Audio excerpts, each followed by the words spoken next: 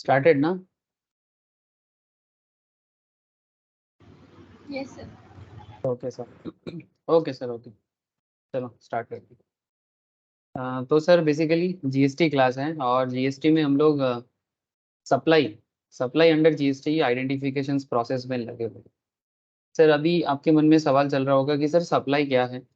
Sir इससे पहले मैंने आप लोगों को introduction under GST cover up किया, ठीक है, तो जिसको बेसिक्स ऑफ जीएसटी भी कहा जा सकता है। मैंने फर्स्ट चैप्टर अंडर जीएसटी और ये basically second chapter under GST जिसमें सप्लाई आइडेंटिफिकेशन प्रोसेस में काम हो रहा है। तो अगर किसी का, जैसे आई थिंक कोनी का, सोमनीता में भी किसी का भी अगर मिसिंग हो introduction to GST as well as supply under GST का फर्स्ट 2-3 लेक्चर्स होगा, मस्ट गो थ्रू, मेरे से कलेक्ट कर लेना। मुझे याद रहेगा, मैं भेज दूंगा, बट फिर भी आप लोग मुझे थोड़ा कनेक्ट कर लेना, ठीक है।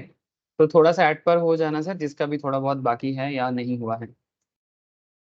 लेकिन सर आज का क्लास ध्यान से सुनो, पूरा समझ आ जाएगा। और जो लोग कंटिन्यू कर रहे हो, डोंट वरी, उनको तो समझ आ ही जाएगा। अच्छा, तो क्वेश्चन इज दैट सर कि ये जीएसटी ऑब्वियसली फर्स्ट क्लास तो है नहीं, तो सप्लाई अंडर जीएसटी का आई थिंक ये थर्ड या फोर्थ लेक्चर्स होगा जिसमें मैं आपको सप्लाई अंडर जीएसटी डिटेल्स में समझा रहा हूँ। तो इन सिंपल सप्लाई क्या है एक बार मैं आपको आइडेंटिफाई करा देता हूँ, ठीक है। जस्ट एक बार आइडेंटिफाई करा देता हूँ कि आखिर सप्लाई अंडर जीएसटी में मेनली क्या चीज़ हमें जानना पड़ता है। जैसे कि ये इंट्रोडक्टरी क्लास था सप्लाई का, ठीक है, सप्लाई का इंट्रोडक्शन क्लास था जिसमें what is supply under GST मैं ओवरव्यू कंप्लीटली दिया था।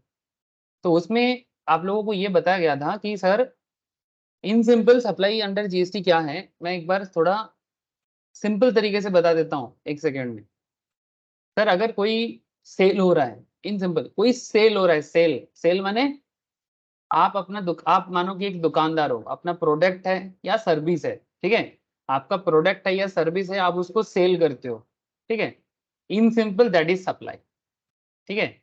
लेकिन मैंने अब सप्लाई ऐसे ही सेल करने से ही सप्लाई हो जाएगा ऐसा जरूरी नहीं है, बीच में बहुत सारा कंडीशंस होते हैं जो सेक्शन वाइज मैं प्रीवियस लेक्चर्स में आप लोगों को स्टार्ट किया सर। सेक्शन 7 का बहुत सारा एरिया है जो अभी धीरे धीरे कवर कर रहा हूँ। लेकिन सर सप्लाई सिर्फ सेल नहीं होता, सेल के अलावा और भी चीजें हैं जहां सप्लाई आइडेंटिफाई होता है। अब आपके मन में चल रहा होगा सर ये तो बच्चा भी जानता है कि सेल होगा तो सप्लाई होगा।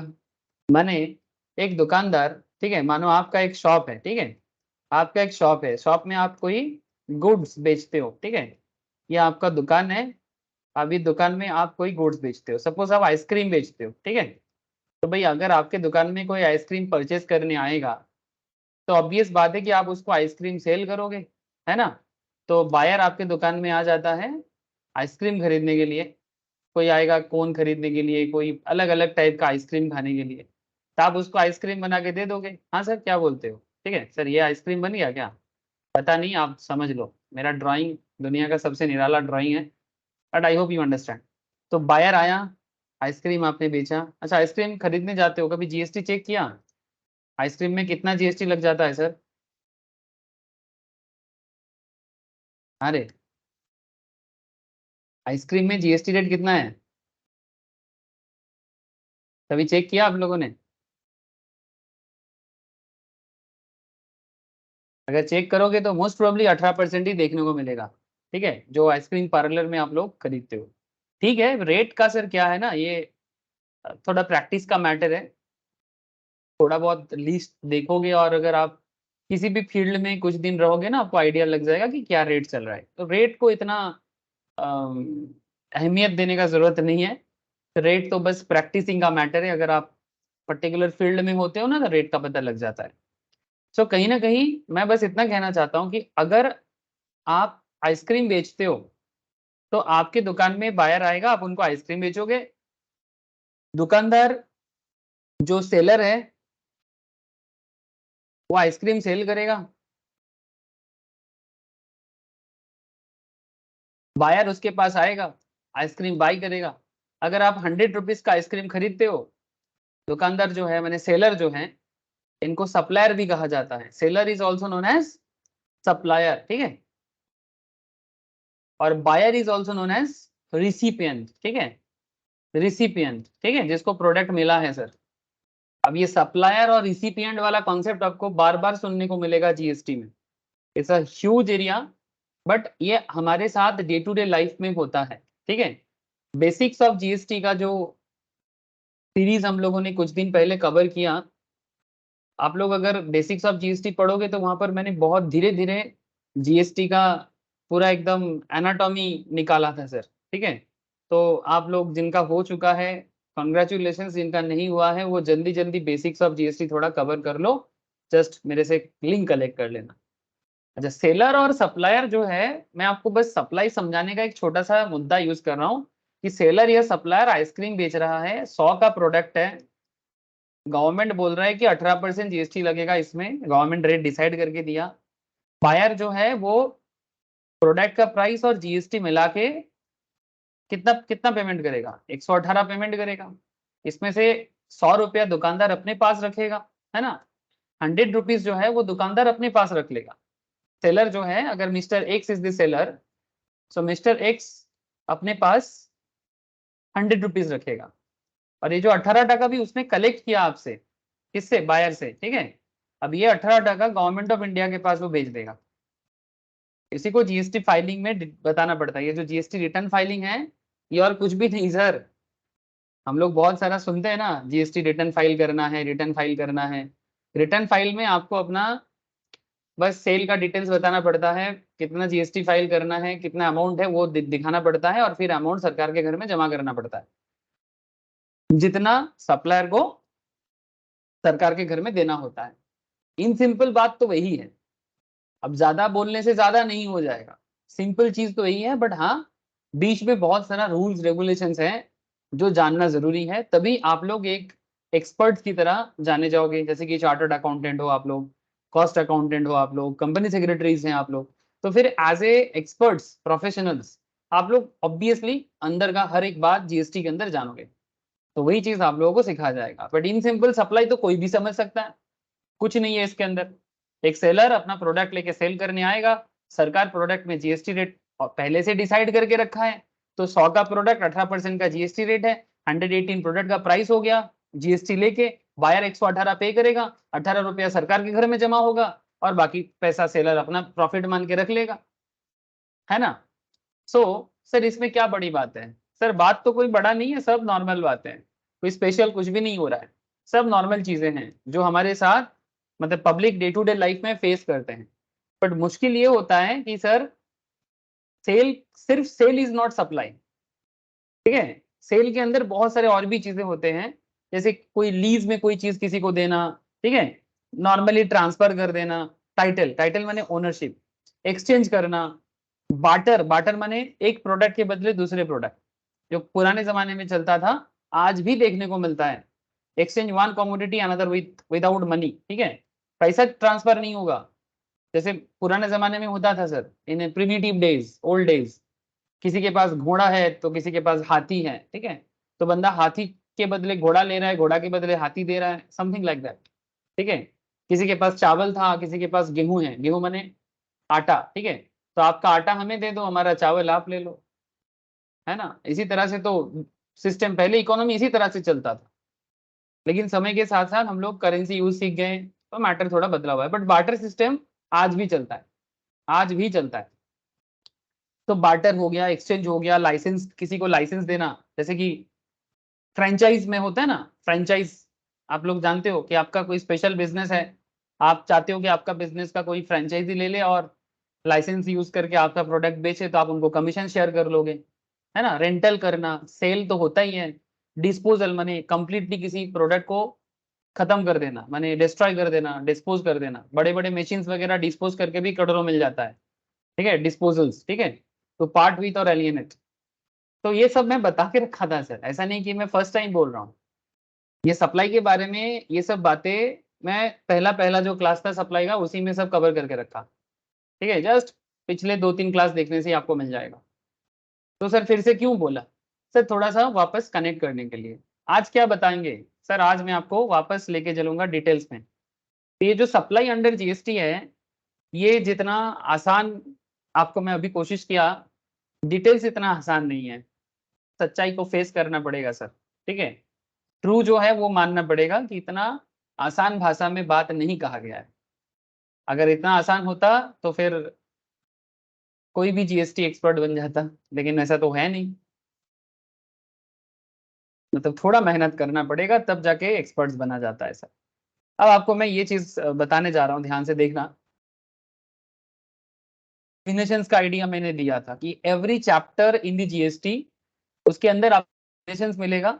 जो डेफिनेशंस आपको, ये लॉ है ना सर, ये लॉ के पेपर में आपको स्ट्रांग बनाएगा और स्पेशली एग्जाम का जो आंसर्स होते हैं उसको लिखने में हेल्प करेगा। सो डेफिनेशंस के साथ मजाक मत करना। विच सेक्शंस, डेफिनेशंस को याद रखना आप लोगों का बहुत बड़ा रिस्पॉन्सिबिलिटीज है, जो मैं बार बार बोलता हूं और बोलता रहूंगा। सुनते रहना बात को और मानते रहना। लास्ट क्लास में मैंने आपको कॉन्सेप्ट ऑफ सप्लाई को सेक्शन वाइज डिस्कस करके दिया था कि सेक्शन 7 के अंदर सीजीएसटी एक्ट, हम लोग एक्चुअली सीजीएसटी एक्ट पढ़ते हैं। एक्चुअली क्या है सर, जीएसटी में आप लोग जानते हो, है ना, कि मेनली दो तरह का जीएसटी है, तीन तरह का भी बोल सकते हो। CGST, SGST. एसजीएसटी का जगह यूटीजीएसटी भी यूज होता है जहां यूनियन टेरिटरी हो, है ना। माने एसजीएसटी को अल्टर करता है यूटीजीएसटी।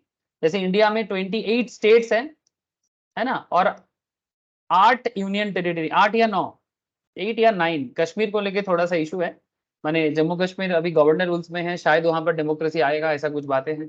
तो आप मान के चलो कि 8 से 9 यूनियन टेरिटरीज है, ठीक है। तो लद्दाख यूनियन टेरिटरी नया बना है, जम्मू कश्मीर भी अभी यूटी की तरह ही ट्रीट हो रहा है।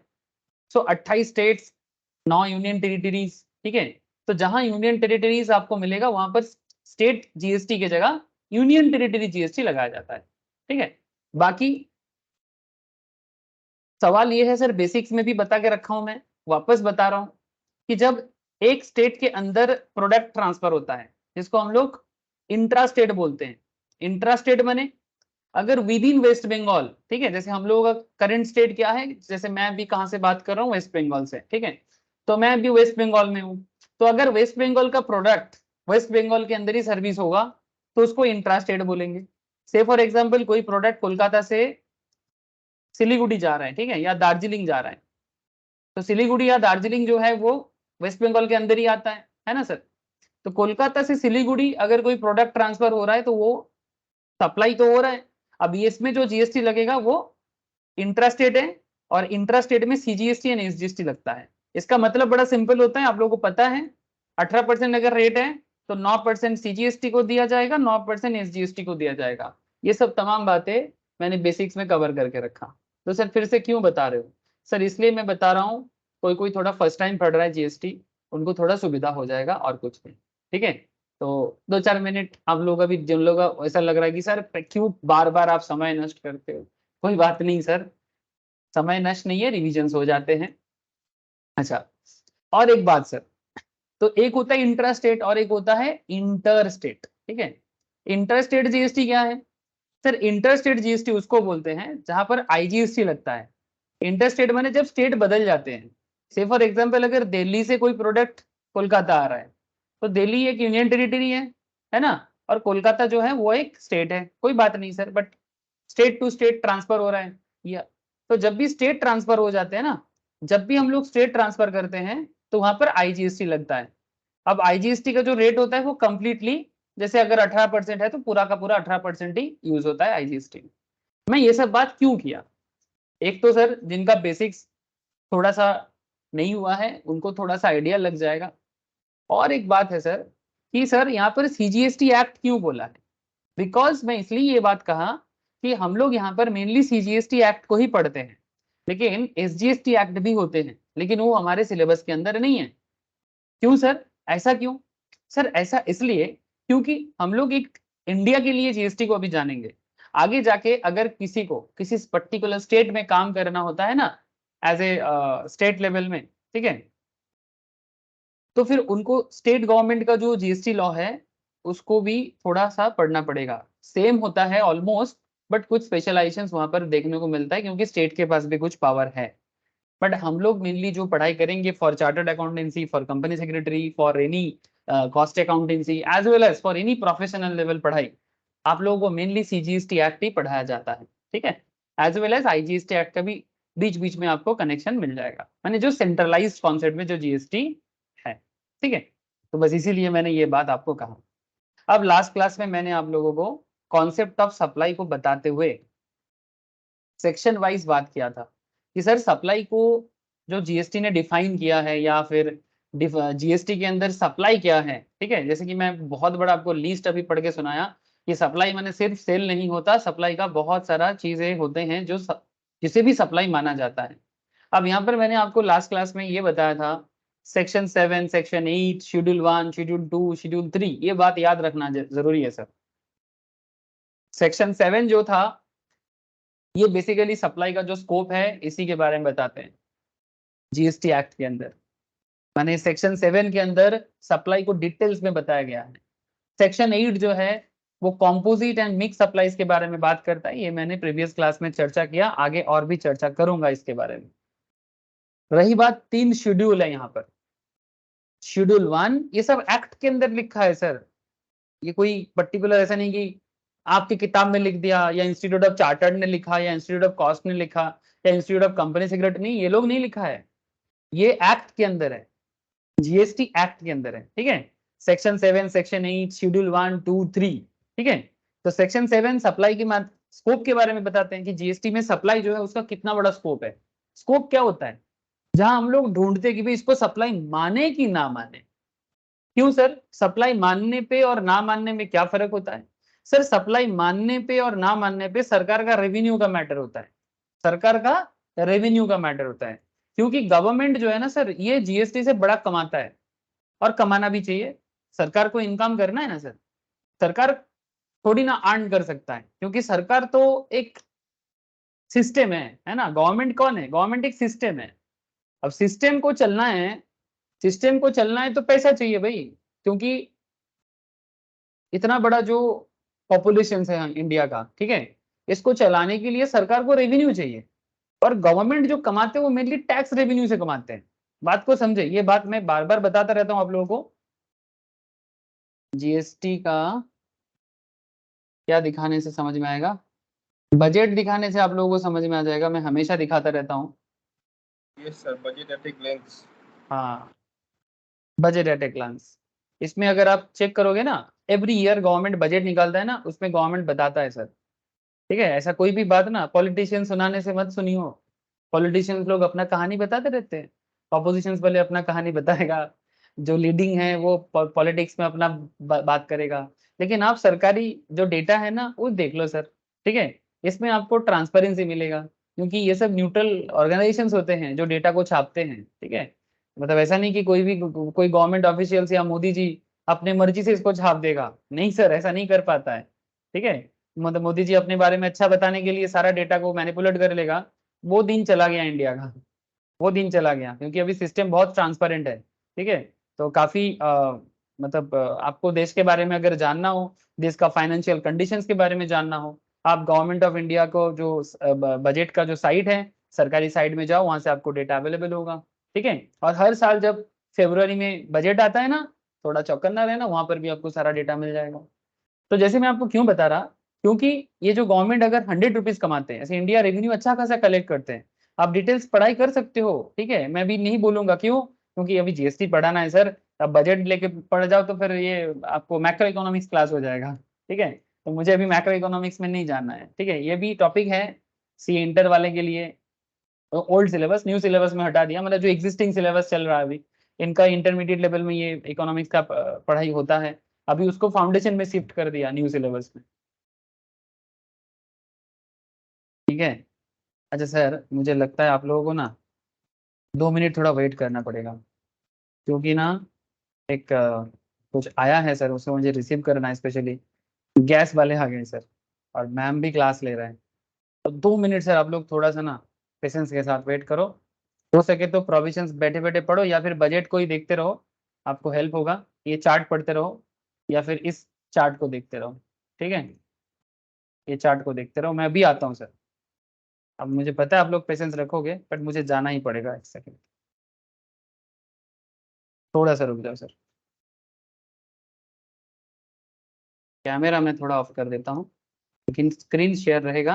आप लोग 2 मिनट रखो।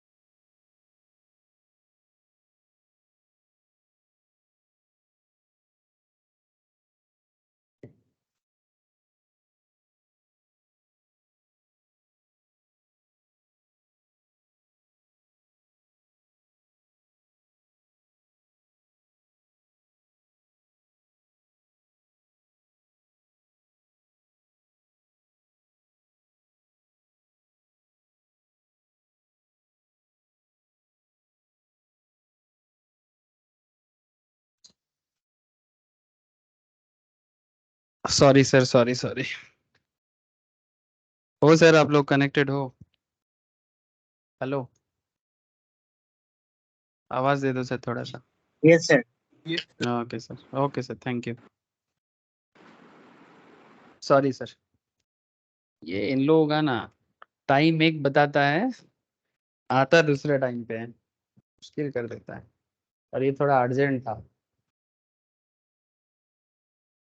ठीक है, कोई बात नहीं, चलो। ऐसा, मैं क्यों आप लोगों को बता रहा था कि सरकार के लिए बड़ा इंपॉर्टेंट हो जाता है जीएसटी, और इम्पोर्टेंट होने के नाते ये लोग छोड़ेगा नहीं सर। तो ये लोग ना कोशिश करता है, छोड़ता है, ऐसा नहीं कि छोड़ता नहीं है, काफी सारे चीजों में छूट भी देता है सरकार पब्लिक को। तो कहना मैं ये चाह रहा था कि अगर आप समझ जाओ ना कि सर जीएसटी से सरकार 16% के आसपास कमाते हैं, मैंने जितना टोटल रेवेन्यू कलेक्ट करता है उसका कम से कम 16% जीएसटी से आता है, 17% लेटेस्ट गवर्नमेंट के हिसाब से। 2023 बजट जो था ना उसमें 17% था, 2022 का लास्ट में। सो सरकार दिन बे दिन अपना रेवेन्यू कलेक्शन बढ़ा रहा है, और सरकार का मेन जो सोर्स है ना वो टैक्स ही है, वो टैक्स से ही कमाते हैं, इनकम टैक्स से, कस्टम से, यूनाइटेड क्या बोलते हैं, एक्साइज ड्यूटी से, जीएसटी से। और जीएसटी में जितना ग्रोथ होगा इसमें ग्रोथ का चांसेस थोड़ा हाई रहता है। क्यों? क्योंकि जितना बिजनेस बढ़ेगा, सप्लाई को आइडेंटिफाई करेगा, ठीक है, तो जैसे सप्लाई आइडेंटिफाई कर लेगा गवर्नमेंट उसमें टैक्स लगाएगा, ठीक है। लेकिन ऐसा नहीं कि गवर्नमेंट जबरदस्ती की मतलब अननेसेसरी जीएसटी चार्ज करते हैं, जहां पर भी वो बिजनेस देखता है उसी में चार्ज करता है, ये बात भी समझना पड़ेगा सर। बिजनेस है कि नहीं, ये इंपॉर्टेंट है। तो सेक्शन 7 जो मैं लास्ट दिन एनालिसिस करना स्टार्ट किया था, आप लोगों को याद रहेगा सर, या होना चाहिए, यहाँ पर हम लोगों ने कुछ पॉइंट कवर अप किए थे, ठीक है, सेक्शन 7 के अंदर, कि सप्लाई का जो मेन पैरामीटर था, इसमें आपको दो चीज जरूरी था, तीन चीज, ठीक है। एक, फर्स्ट थिंग क्या है सर, याद करो सर, भूलना नहीं है, very important rules. Supply should be for goods और सर्विस, सप्लाई जो होगा वो गुड्स एंड सर्विस के लिए होना चाहिए। Supply of anything other than goods और service like money, security etcetera does not attract GST. ये सब लास्ट क्लास में मैं बताया था कि अगर गुड्स नहीं है, जैसे आपको यहाँ पर ये चीज भी जानना पड़ेगा, अगर आप पहला क्लास याद करोगे, मनी, सिक्योरिटी, ये सब गुड्स नहीं काउंट होता है सर, ये डेफिनेशंस में बताया गया था, ठीक है, ये सब पढ़ा हुआ है सर, ऐसा नहीं कि मैं फर्स्ट टाइम बोल रहा हूँ। जिनको ऐसा लगेगा कि सर समझ में नहीं आ रहा है, उनको थोड़ा सा ये सप्लाई का पहला 2 क्लास सुनना पड़ेगा, तो उनको लग जाएगा कि भाई कहाँ से ये बात मैंने कर रहा हूँ, ठीक है। तो मनी, सिक्योरिटी, सिक्योरिटी मैंने शेयर, डिवेंचर एटसेट्रा, ठीक है, शेयर डिवेंचर वगैरह होता है ना, उसको सिक्योरिटीज के अंदर काउंट होता है, बॉन्ड, ये सब गुड्स नहीं है सर। तो जो गुड्स नहीं है वो सप्लाई नहीं हो सकता। लेकिन इसके अलावा जो भी गुड्स के डेफिनेशंस के अंदर आता है, जो भी सर्विस के डेफिनेशंस के अंदर आता है, ठीक है, अगर आप उसका सप्लाई करोगे तो गवर्नमेंट उसमें जीएसटी लगाना चाहता है, बात इतना सा है। अगर वो सप्लाई के डेफिनेशंस के अंदर पुट हो जाता है, ठीक है, और सप्लाई का गुड सप्लाई हो या सर्विस सप्लाई, जीएसटी का फुल फॉर्म क्या है, गुड्स एंड सर्विस टैक्स। तो अगर गवर्नमेंट के डेफिनेशंस के हिसाब से अगर वो गुड्स है और उसका आप सप्लाई कर रहे हो, अगर ये बात फुलफिल हो जाता है तो गवर्नमेंट आपसे जीएसटी लेगा, ठीक है। अगर एग्जेम्पशन देना है तो वो दे देगा, वो अलग बात है, ठीक है। एग्जेम्पशन का अलग चैप्टर है, पढ़ाऊंगा सर एग्जेम्पशन, ठीक है।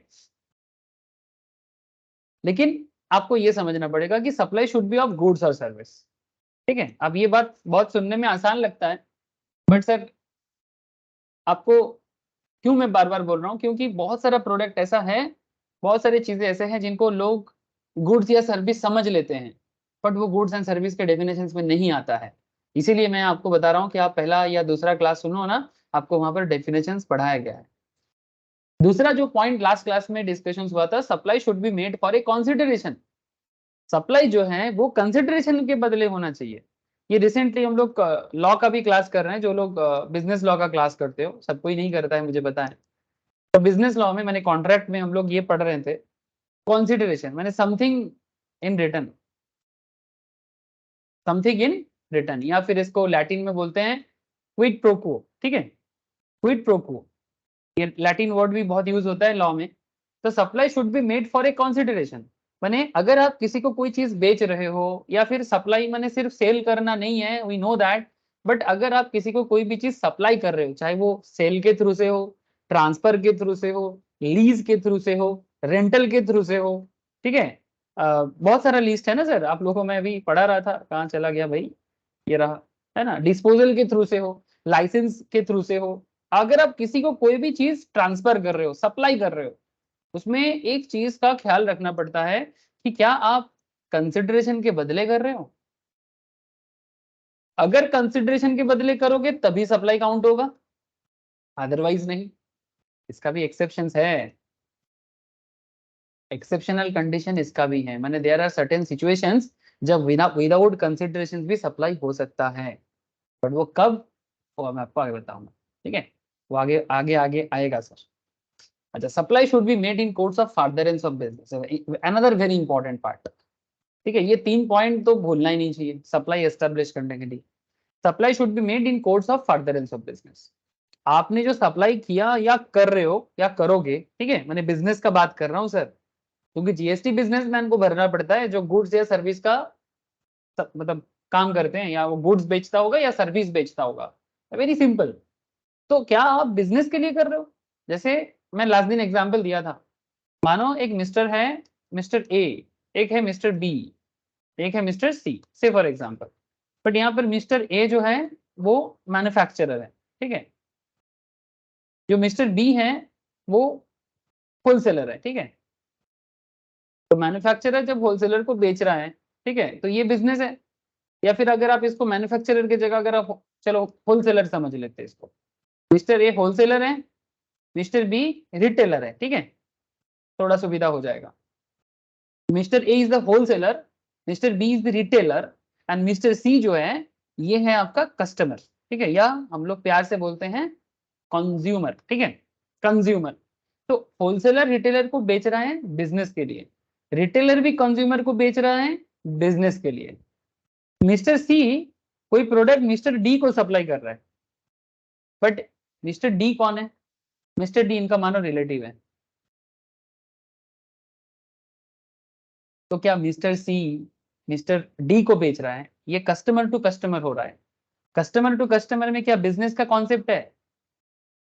हेलो, कस्टमर टू कस्टमर में क्या बिजनेस का कोई कॉन्सेप्ट है? जैसे हम लोग कई बार ऐसे होते हैं कि कोई प्रोडक्ट परचेज किया, फिर दोस्त को बोला कि भाई तेरे को लेना है, ले ले, बेच देता हूँ। जैसे होता है कि नहीं होता ऐसा? Please tell me. Customer to customer वाला ट्रांजैक्शंस देखने को मिलता है, यस और नो? ठीक है, बट क्या ये मिस्टर सी का रेगुलर बिजनेस है क्या? अगर यही काम ये रेगुलरली करेगा तो तब तो बिजनेस में बदल जाएगा, है ना? Because we all know that sir business एक कंटिन्यूएशन का मैटर है ना? उस बिजनेस में एक स्टैंडर्ड्स आता है सर, स्टैंडर्ड के अंदर ये बताया जाता है कि बिजनेस जो है वो कंटिन्यूएशन में होगा, है ना? तो अगर वो कंटिन्यूएशन में नहीं होता है तो फिर उसको बिजनेस बोलना थोड़ा मुश्किल हो जाते हैं। लेकिन ऐसा बात नहीं है, जीएसटी तो इसमें भी थोड़ा, जीएसटी थोड़ा अलग बात करते हैं। जीएसटी बोलते हैं कि अगर आप कंटिन्यूली ना भी करते हो, लेकिन अगर आपका ये बिजनेस एक बड़ा अमाउंट में हो रहा है जो कि जीएसटी के अंदर आ सकता है, तो जो जीएसटी उसको सप्लाई मान सकता है। डिपेंड करता है सिचुएशन टू सिचुएशन, छोटा छोटा मैटर में ऐसा नहीं होता है। तो कहने का मतलब है कि फर्दरेंस ऑफ बिजनेस होना चाहिए। लेकिन अगर आप देखो कि होलसेलर जब रिटेलर को बेच रहा है या रिटेलर जब कस्टमर को बेच रहा है, यह सब में बिजनेस है। तो जहां जहां बिजनेस है, जहां जहां बिजनेस है मैंने फर्दरेंस ऑफ बिजनेस है, वहां वहां उसको सप्लाई माना जाएगा।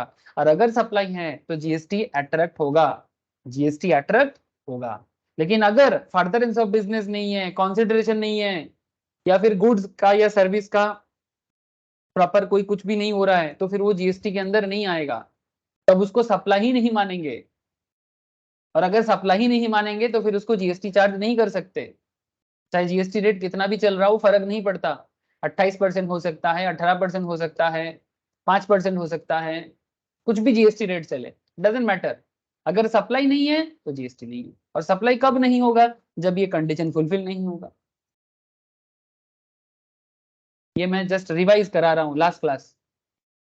सर क्या जरूरत है रिवाइज करने का? जरूरत होता है ना, तभी करा रहा हूँ।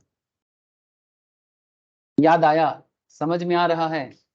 शॉर्ट समरी दिया आप लोगों को। बोलो सर बोलो, दिमाग में घुस रहा है कि नहीं घुस रहा?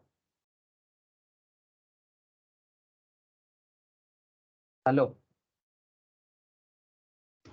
हाँ सर।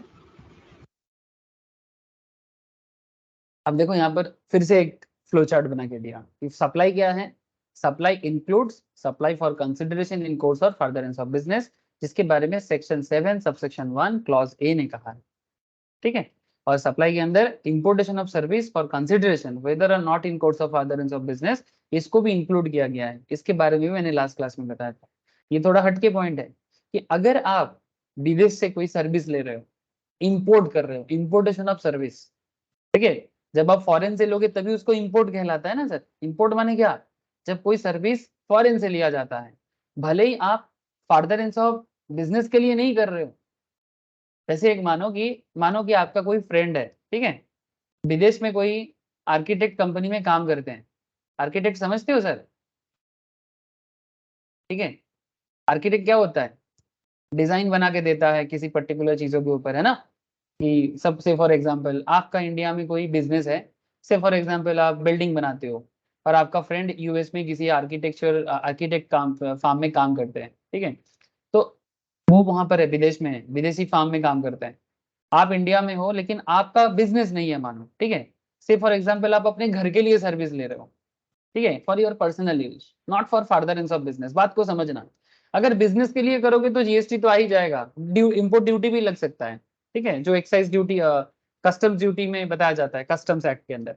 वो छोड़ देता हूँ मैं अभी, कस्टम्स एक्ट में अभी छोड़ देता हूँ। जो एक्सपोर्ट इंपोर्ट टैक्स का कॉन्सेप्ट है ना, वो कस्टम्स एक्ट के अंदर आता है, लेकिन वो भी आ सकता है। लेकिन मैं यहाँ पर बोल रहा हूँ कि अगर आप इंडिया में बैठ के विदेश से कोई सर्विस ले रहे हो, ठीक है, और विदेश का वो सर्विस आप इंडिया में जो बैठ के ले रहे हो, आपको उसको बिजनेस नहीं करना है। मैंने कोई फ्रेंड आर्किटेक्ट जो यूएस में बैठा हुआ है और आप इंडिया में हो, लेकिन आपको ये पर्सनल पर्पस में ही सर्विस लेना है, कोई फर्दरेंस ऑफ बिजनेस नहीं है उसके अंदर। फिर भी गवर्नमेंट कहता है कि ठीक है भाई, आप इंडिया में बैठ के फर्दरेंस ऑफ बिजनेस नहीं कर रहे हो सर्विस के लिए, लेकिन हम इसको सप्लाई मानेंगे। समझ रहे हो सर ट्विस्ट कहाँ हो रहा है? कि गवर्नमेंट एक बार किसी चीज को सिंप्लीफाई करते हैं, फिर उसी सिंपल चीज को आगे जाके थोड़ा अपने हिसाब से कॉम्प्लेक्स भी बना देते हैं। अब सरकार जानबूझ के नहीं करता ऐसा, सरकार के इसको बताने के पीछे कारण है, ऐसा करने के पीछे कारण है कि क्यों सरकार ऐसा करता है। क्योंकि मैं आपको क्या बोला कि गवर्नमेंट को चाहिए पैसा, गवर्नमेंट को चाहिए पैसा, रेवेन्यू कलेक्शन, ताकि हमारा देश चल सके। हमारा देश का जो भी इंफ्रास्ट्रक्चर डेवलपमेंट हो, पब्लिक का नीड पूरा करना है भाई। कल अगर कुछ भी नहीं होता है, कुछ नहीं मिलता है, तो पब्लिक ही पहले चिल्लाएगा। जो भी प्राइम मिनिस्टर है, मोदी जी हो या कोई और, डजेंट मैटर, बट हम लोग चिल्लाएंगे ना। जैसे कोरोना के टाइम पे जब इंडिया में थोड़ा प्रॉब्लम थोड़ा सा हुआ था, ऑक्सीजन सिलेंडर का कमती हो गया था, कितना चिल्ला रहे थे कि देखो ये कर रहा है, वो कर रहा है, बहुत बड़ा बड़ा भाषण मारता है, ऑक्सीजन सिलेंडर तक नहीं मिलता है। हम ही लोग बात करते हैं सर, ठीक है। तो उनको चाहिए पैसा भाई, और वो अपने जरूरत के हिसाब से खर्चा करेगा पब्लिक के लिए, बाकी उनका भी अपना एजेंडा होता है। सो कहने का मतलब इतना है कि गवर्नमेंट अपने रेवेन्यू कलेक्शन जहां से उनको मिलेगा वहां पर वो फोकस करेगा। अब आपके मन में चल रहा होगा सर इंपोर्टेशन ऑफ सर्विस में गवर्नमेंट क्यों फोकस करा? क्योंकि देखो सर, गवर्नमेंट फॉरेन में बैठा हुआ जो सर्विस प्रोवाइडर है उनको पकड़ने नहीं जाएगा। यहाँ पर भी एक स्पेशलिटी है।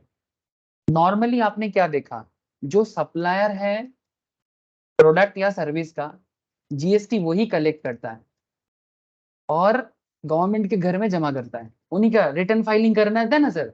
जो सप्लायर होता है वही जीएसटी कलेक्ट करेगा, गवर्नमेंट के घर में जमा करेगा। लेकिन किंतु परंतु there may be some situations, ऐसे बहुत सारे, not some, there are lots of situations, जब गवर्नमेंट कहते हैं कि नहीं, रिसिपिएंट को डायरेक्टली गवर्नमेंट के घर में जमा करना पड़ेगा, ठीक है। तो जैसे इंडिया में बैठ के जो रिसिपिएंट है, ऐसे केसेस में वो क्या करेगा, जीएसटी एक्चुअली इन्हीं को देना है, यूएस वाले को, लेकिन यूएस वाले को गवर्नमेंट पहचानने नहीं जाएगा। एक मैटर और क्रिटिकल हो जाएगा, क्योंकि फॉरेन में बैठा हुआ बंदा इंडिया में टैक्स ट्रांसफर करेगा, इट विल बी क्रिटिकल। तो गवर्नमेंट कहता है कि भाई ऐसे सिचुएशंस में हम लोग रिसिपिएंट को बोलेंगे कि आप इंडिया में टैक्स रिटर्न फाइल कर दो, जो कि रेगुलर सिस्टम से थोड़ा एक्सेप्शन है। रेगुलर सिस्टम कहते हैं कि सप्लायर को जीएसटी गवर्नमेंट को देना है। से फॉर एग्जाम्पल आर्किटेक्ट से आपने 1 लाख का कोई वैल्यूएशन का सर्विस लिया, जिसका सरकारी रेट है 28% जीएसटी, तो 1 लाख का 28% होता है 28,000, है ना। तो गवर्नमेंट कहता है, नॉर्मल रूल क्या कहता है कि भाई यूएस का जो आर्किटेक्ट है जो आपको सप्लाई किया, उन्हीं को सरकार के घर में जमा करना चाहिए जीएसटी, इंडियन गवर्नमेंट को। बट गवर्नमेंट ऐसे सिचुएशंस में सप्लायर को नहीं, रिसिपेंट को पकड़ेगा। उनको बोलेगा कि भाई ठीक है, आप ही तो उनको देते, लेकिन उनको नहीं देना पड़ेगा, आप डायरेक्टली गवर्नमेंट के घर में जमा कर दो। आरसीएम केस है सर। हाँ, थैंक यू सर, इसको आरसीएम बोलते हैं। Very good sir, reverse charge mechanism. इसके बारे में चर्चा होगा, एक चैप्टर आएगा सर, उसका नाम है चार्ज अंडर जीएसटी। ठीक है, मैं डिटेल्स में बताऊंगा तब आपको कि दो तरह का चार्ज होता है जीएसटी के अंदर, एक फॉरवर्ड चार्ज और एक बैकवर्ड नहीं, रिवर्स। ठीक है, फॉरवर्ड एंड रिवर्स, उसमें मैं बात करूंगा आपको। फॉरवर्ड माने जो रेगुलर होता है, जो सप्लायर को करना पड़ता है। रिवर्स माने रिसिपिएंट को करना पड़ता है। इसका लंबा लिस्ट है, लंबा लिस्ट है। जीएसटी ना टफ नहीं है सर, सुन देखने में लगता है हे भगवान, सेक्शन और लॉ के अंदर छुपा हुआ क्या एटम बॉम्ब है। हाँ सीरियसली, कोई कोई ना, मैं स्टूडेंट को देखता हूँ थोड़ा चिंता में पड़ जाता है। बट आपको जीएसटी को लेके चिंता कम करना चाहिए, और आप खुद को ना इंडियन इकोनॉमी के साथ जोड़ देना चाहिए। जितना अपने आप को बिजनेस एंड इकोनॉमी के साथ जोड़ोगे, सरकार के काम की तरफ ध्यान दोगे कि गवर्नमेंट किस तरह से कमाते हैं, कहाँ कहाँ टैक्स लगा रहा है, क्योंकि गवर्नमेंट वहीं से मेनली कमाते हैं, तो आपको ना धीरे धीरे आसानी लगेगा कि अच्छा बेटा ये है। अच्छा देखो, सप्लाई में क्या एक्सक्लूड करके रखा है, सेक्शन 7 सबसेक्शन 2 में प्लस शेड्यूल 3 में एक नेगेटिव लिस्ट दिया हुआ है। मैं आपको आगे पढ़ाऊंगा नेगेटिव लिस्ट, जो शेड्यूल 3 के अंदर भी है और सेक्शन 7 सबसेक्शन 2 के अंदर भी है। काफी सारे ट्रांजैक्शंस है, अगर वहां से कुछ भी पैसा का लेन देन भी हो सकता है, बट गवर्नमेंट उसको बताते कि भाई ये नेगेटिव लिस्ट वाले हैं, या फिर ये शेड्यूल 3 के अंदर आता है। शेड्यूल 3, इसके बारे में मैंने लास्ट क्लास में बताया था, शेड्यूल 3 उस एरिया को बताते हैं सर। शेड्यूल 3 के अंदर क्या बोला मैंने स्टार्टिंग में बताया, एक्टिविटीज और transaction which shall be treated neither as supply of goods nor as supply of service.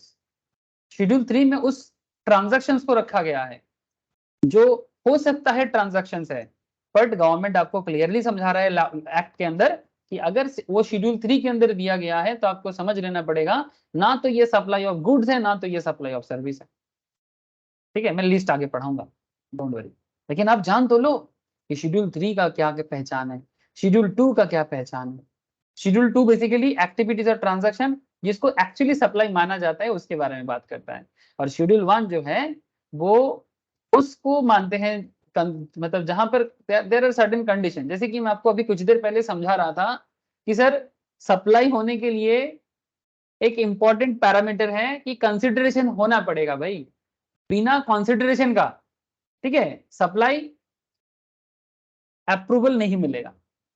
लेकिन किंतु परंतु बंधु क्या होता है, देयर आर सर्टेन कंडीशंस जहां पर आपको बिना कंसिडरेशन का सप्लाई देखने को मिलेगा, और गवर्नमेंट उसको सप्लाई मानेगा और जीएसटी भी लगा सकता है। ठीक है, तो ये है बात एक्चुअली। ओके, तो अभी हम लोग धीरे धीरे सेक्शन 7 को पहले पूरा अंदर में समा लेते हैं। अंदर में समाना समझते हो ना, जैसे दिल में समा लो ऐसा होता है ना, वैसा ही अंदर समाएंगे, माने दिमाग के अंदर भरेंगे इसको, दिल से जानेंगे और दिमाग को बताएंगे। ठीक है, इसलिए दिल और दिमाग दोनों का काम है सर, क्योंकि अगर आप दिल नहीं दोगे तो दिमाग में कभी नहीं आएगा, है ना। एक चीज देखो सर, क्या होता है, देखना ये जब स्कूल लेवल में मुझे याद है कुछ लोग होते हैं जिनको ना, कुछ लोग तो होते हैं दिखावा करते हैं, और कुछ लोग तो जेन्युइनली बर्थडे याद करते हैं और आपको विश करते हैं। कुछ लोग होते हैं दिखावा के लिए, देख तेरे को मेरा बर्थडे याद है, वो अलग बात है। मैं दिखावा वाला का बात नहीं कर रहा हूँ, मैं जेन्युइन जो आपको दोस्त है, जो आपको सच में प्यार करते हैं, सच में आपका चिंता करता है, उनको आपका बर्थडे बिल्कुल याद रहेगा। क्यों? क्योंकि दिल से वो आपको पसंद करता है और उनका दिमाग आपके लिए ऑटोमेटिक काम करेगा। ठीक है सर, पढ़ाई भी कुछ ऐसा चीज है, आप सब्जेक्ट को दिल दे के देखो, दिमाग अपने आप काम करेगा। अगर आपको कोई सब्जेक्ट दिमाग काम नहीं कर रहा ना, हो नहीं रहा है, टफ लग रहा है, इसका मतलब यही है कि कहीं ना कहीं आप सब्जेक्ट को दिल नहीं दे पा रहे हो, तो आपको काम करना पड़ेगा उस पर, दिल देने का काम करना पड़ेगा। दिल दे के देखो, दिमाग काम करेगा। लिख के रख लो सर बात ओके, आगे बढ़े सर, ये सब मैं लास्ट क्लास में बताया था। ठीक है, ये सब रूल्स मैंने लास्ट क्लास में डिस्कस कर दिया था, कुछ केस स्टडीज भी करके दिया था, है ना। ये सब हुआ था सर, हुआ था, मुझे याद है। कंसिडरेशन तो पूरा बताया था मैंने, दुर्गा देवी के बारे में भी बात मैंने किया था, डोनेशंस के ऊपर, ये आर्ट वर्क के बारे में, जो आर्टिस्ट होते हैं वो अपना आर्ट को एग्जीबिशन में भेजते हैं, तो क्या वो सप्लाई होता है कि नहीं, है ना। फर्दरेंस ऑफ बिजनेस के अंदर मैं डिटेल्स में बातचीत किया था सर, या फिर बताना बाकी है? इसमें भी हुआ था ना फर्दरेंस में भी, या नहीं हुआ था? किसी को याद तो होगा क्या हाँ हुआ था। हाँ सर। अच्छा, ये सब ने बोला था ना, ये मणिकर्णिका वाला, हाँ बोला था। यस, सुंदरम आचार्य भी बोल दिया था। कुछ और भी केस स्टडीज यहाँ पर था, मैं आप लोगों को बोला था थोड़ा सा पढ़ लिया करो, कोई डाउट है तो मुझे पूछ लिया करो। ठीक है सर। अच्छा, आज इसी में बात करना है सर? इतना देर से आप क्या कर रहे थे सर? इतना देर से मैं आप लोगों को लास्ट क्लास का अंडरस्टैंडिंग दे रहा था, क्यों? क्योंकि भूल जाते हैं लोग, इसलिए जीएसटी में थोड़ा रिपीट टेलीकास्ट होता रहता है। यहाँ पर एक्चुअली अभी अभी मैं इसी के बारे में बात कर रहा था। अब देखो कई बार क्या होता है ना, ऐसा लगता है कि कुछ हो नहीं रहा है, बट एक्चुअल में हो रहा है। ठीक है, क्या लग रहा था? अब देखो न्यू टॉपिक को लेके मैं डिस्कस कर रहा था, सेक्शन 7 सबसेक्शन 1 क्लॉज बी, इसी में तो बात कर रहे थे। Importation of service for consideration whether और not in course of furtherance of business. Point to be noted my lord, point to be noted. अभी मैं इसी के बारे में बात कर रहा था। ये देखो, Ramaiah a proprietor has received the architect, अरे आर्किटेक्ट का एग्जांपल यहाँ पर भी दिया हुआ है, architect service for his house from an architect located in New York. अच्छा, ये भी यूएस का ही है। अच्छा है, चलो। एट एन एग्रीड, सर आप पहले ये पढ़ लिया था इसलिए यूएस और आर्किटेक्ट चिल्ला रहा था। अच्छा चलो भाई, जो आपके दिमाग में, लेकिन सच में मुझे ऐसा कुछ दिमाग में नहीं था, शायद मैं बहुत पहले पढ़ा था भूल गया था, बट वही दिमाग में आ गया। सबकॉन्शियस माइंड कई बार ऐसे ही याद दिला देते हैं सर। तो रमैया एक प्रोप्राइटर है, ठीक है, जो अपना बिजनेस संभालते हैं। Has received the architect service for his house, business नहीं, घर के लिए, जो आर्किटेक्ट न्यूयॉर्क में है। कंसिडरेशन कितना है? $5,000। ठीक है। Import of service by Ramaiah is supply under section 7 subsection 1 clause B. Sir इसमें कौन सा रूल फॉलो नहीं हुआ? सप्लाई होने का जो बेसिक 3 कंडीशंस है, इसमें कौन सा कंडीशन फुलफिल नहीं हुआ? Furtherance of business. Furtherance of business, है ना। फर्दरेंस ऑफ बिजनेस का कंडीशन फुलफिल नहीं हुआ, पर फिर भी हम इसे सप्लाई मानेंगे। और क्योंकि हम इसे सप्लाई मानेंगे, क्योंकि गवर्नमेंट कहता है, तो सप्लाई होगा तो फिर जीएसटी एप्लीकेबल होगा कि नहीं?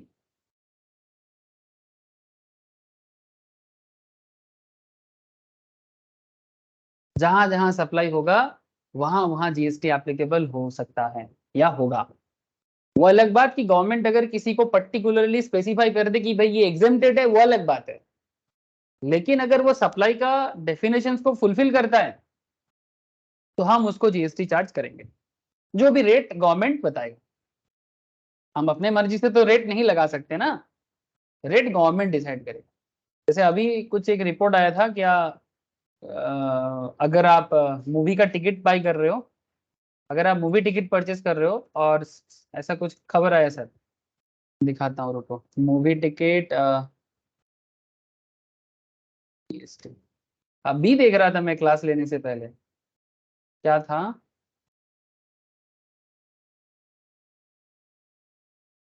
वांट टू पे लोअर लोअर जीएसटी, ये देखो देखो, मैं वही बता रहा था। यही मैं सोचा कि अभी मैं एक चीज देख रहा था, क्या आप कम जीएसटी पे करना चाहते हो? ठीक है, जैसे कि मूवी जब सिनेमा का टिकट खरीदते हैं, जीएसटी में बहुत पैसा चला जाता है सर। ठीक है, ये देखो, next time you plan to go to a theatre, make sure you don't go for any combo package that offers food and beverage along with the movie ticket. While the GST Council has decided to lower the levy on food and beverages sold at theater to 5% from 18%. Cinema hall में देखो sir, अरे मजा आ गया आज। ठीक है, जो जो चल रहा है क्लास में उसी के ऊपर बात हो गया।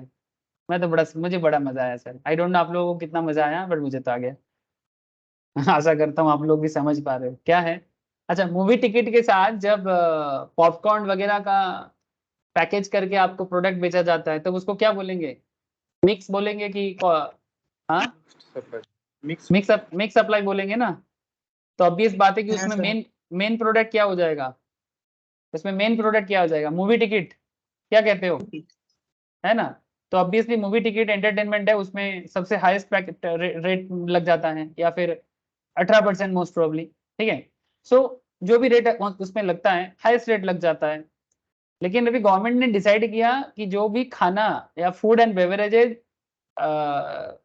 सिनेमा हॉल में बिकता है उसका जीएसटी रेट को कम किया जाए, तो वो इंडिविजुअल लेवल में उसको 5% कर दिया। तो अब आप सोच लो कि पॉपकॉर्न आप सिनेमा टिकट के साथ मिल के मतलब मिक्स करके खरीदोगे कि बाद में अलग से लोगे, क्या करना चाहिए।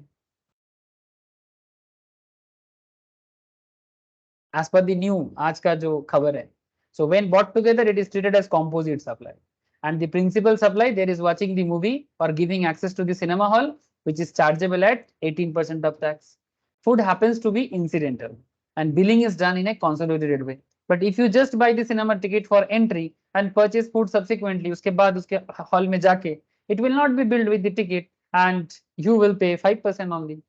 ये बताया किसने, central board of indirect tax CBDT ने बताया, चेयरमैन विवेक जोहरी ने यह बात किया।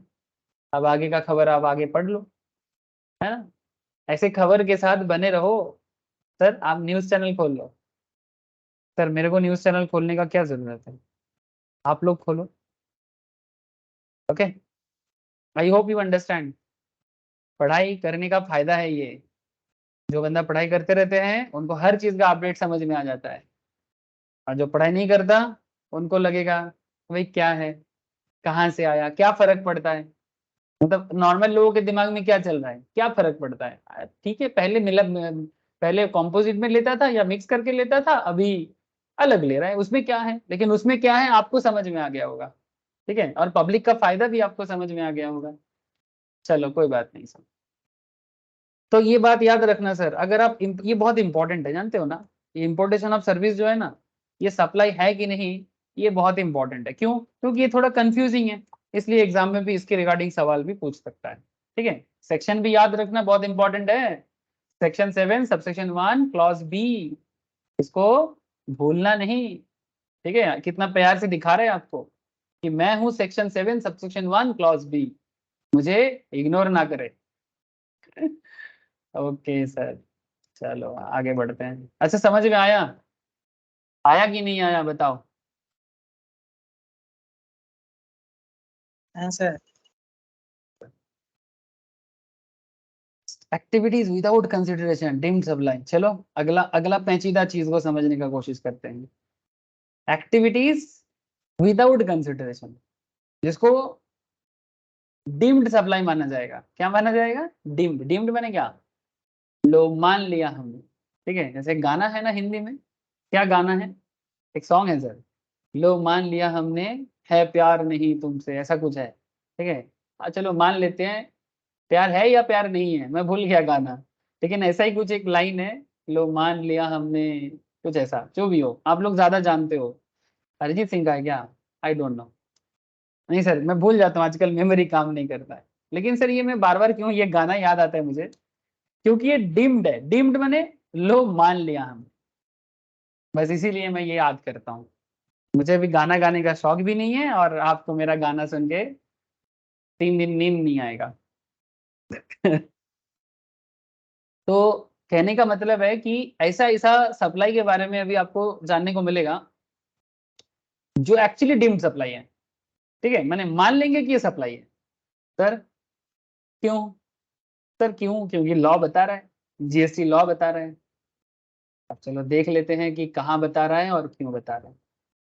तो सर ये भी सेक्शन 7 का ही पार्ट है, ठीक है, लेकिन ये किसके साथ पढ़ना चाहिए, ये बता रहे हैं कि जान लो मुझे, मैं हूं सेक्शन 7 सबसेक्शन 1 क्लॉज सी, ठीक है, रीड विथ शेड्यूल 1, मुझे जानो, ठीक है। जैसे वो गाना है ना, फिर से हिंदी गाना, अरे दीवानो मुझे पहचानो, मैं हूं कौन, सेक्शन 7 सबसेक्शन 1 क्लॉज सी, ठीक है। जिसको ये भी बता रहे कि मुझे पढ़ो, रीड विथ शेड्यूल 1, ठीक है, तो मुझे पहचान पाओगे, ठीक है। तो वो भी बोल रहे कि अरे दीवानो मुझे पहचानो, कहाँ से आया, मैं हूँ तो ठीक है, तो there are instances where an activity और transaction is treated as supply even if the same is made without consideration. These are specifically mentioned in schedule 1 appended to the CGST Act. The same has been discussed in the subsequent para. क्या बोला देखो, in the past regime माने GST से पहले, in every tax statute माने rules, ठीक है, माने law, consideration played the most important role for levying tax. माने GST से पहले कौन सा टैक्स था? VAT था। उससे पहले क्या था? सेल्स टैक्स हुआ करता था, ठीक है। अभी भी देखना, जहां जहां सेल टैक्स ऑफिस होते हैं, जो पुराने लोग हैं ना, वो ये नहीं बोलते कि वैट ऑफिस जा रहा हूं, वो बोलते हैं सेल टैक्स ऑफिस जा रहा हूं। जो लोग ट्रांसपोर्टिंग कंपनीज के साथ जुड़े हुए लोग हैं तो होते हैं, इनका गाड़ी रास्ते में पकड़ लेते हैं, ट्रक वगैरह को, क्योंकि उसके अंदर गुड्स होते हैं ना। तो अगर बिना चालान का गुड्स लेके जा रहे हो, बिना चालान का गुड्स क्या होता है? चालान माने क्या जीएसटी दे के सामान लेके जा रहे हो भाई, या बिना जीएसटी का सामान लेके जा रहे हो? पहले तो, अभी भी होता है, बहुत सारे लोग, जैसे मैं आपको एक सिंपल चीज बताता हूँ। क्या होता था बिजनेस लेवल में, मैं किस तरह का चीज होता था मैं आपको बता रहा हूँ। वैट के टाइम पे, अभी जीएसटी में ये सब थोड़ा कम हो गया, इसलिए आम आदमी को बड़ा दुख हो गया। क्यों? क्योंकि चोरी करने को नहीं मिल रहा है। ये जो अब देखना कि जिनको देश से प्यार नहीं है, ठीक है, वो चोर वाला पॉलिटिकल पार्टी को पसंद करता है। मजाक नहीं कर रहा हूँ, सच बता रहा हूँ, ठीक है। क्यों? क्योंकि जैसे ही चोरी बंद हो जाएगा तो सरकार को गाली देगा। माने जो देश के लिए अच्छा है ये लोगों को पसंद नहीं है, क्योंकि चोरी जो बंद हो जाता है। वैट के टाइम पे बहुत सारे लोग, मतलब बिजनेस सिस्टम ही ऐसे बना हुआ था कि जितना बिना वैट का सामान मिले उतना अच्छा। सर इससे तो प्रॉब्लम क्या है? सर इससे प्रॉब्लम कुछ नहीं है। प्रॉब्लम ये है कि ऑब्वियस बात है कि आम आदमी को थोड़ा सुविधा हो जाता है कि भाई जीएसटी देना नहीं पड़ रहा है, वैट नहीं देना पड़ रहा है, हमें प्रोडक्ट 100 का प्रोडक्ट 100 में मिल जा रहा है। और अगर जीएसटी ले भी रहा है ना, मानो कि किसी प्रोडक्ट में 18 जीएसटी है, ठीक है, तो आपको 18 रुपीज एक्स्ट्रा नहीं देना है, ठीक है। अब 1000 का चीज में 18 थोड़ी होगा, 1000 का चीज में 180 ज्यादा होगा। तो कोई प्रोडक्ट के लिए अगर 1280 देना पड़े, तो उसके जगह अगर आपको कोई बोले, दुकानदार बोले भाई 1100 दे दो, आपका फिर भी 100 रुपया बच जाएगा भाई, है ना। तो आप बोलोगे मेरे को तो वही अच्छा है। आप क्यों? मैं भी वही बोलूंगा, है ना। मैं कौन सा धोआ एकदम अपने आप को साधु मान रहा हूँ? नहीं, मैं भी साधु नहीं हूँ, मैं कस्टमर का कैरेक्टर बता रहा हूँ। लेकिन सर इसमें देश को बहुत नुकसान पहुंचते हैं, ठीक है। तो पहले क्या होता था, आज भी होता है, ये जो ट्रांसपोर्टिंग कंपनीज है, एक्चुअली मुझे इतना कैसे पता, क्योंकि सर मेरे फैमिली में ट्रांसपोर्टिंग का बिजनेस है, ठीक है। मतलब मेरा पापा चाचा ये सब यही काम करते हैं ट्रांसपोर्ट का। तो क्या होता है, जैसे खड़गपुर एक एरिया है जो बड़ा मार्केट है सर, तो खड़गपुर के दुकानदार लोग कोलकाता आते हैं, अपना बड़ा बाजार से सामान लेते हैं और ट्रांसपोर्ट बुक करके चले जाते हैं। अब ये क्या करता है, बड़ा बाजार का जो दुकानदार है, सपोज किसी को कपड़ा बेचना है, तो वो क्या किया, जो खड़गपुर का दुकानदार सामान बुक करके गया, या एक एरिया है बेलदा बोल के, दीघा साइड में पड़ता है, हम लोग का ट्रांसपोर्ट उस साइड में ज्यादा चलता है। तो क्या करेगा, सपोज दुकानदार मतलब जो बड़ा बाजार वाला दुकानदार है वो ट्रांसपोर्टर को भेज देगा। अब ट्रांसपोर्टर वो सामान लेके उसको अपने टाउन में पहुंचा देगा।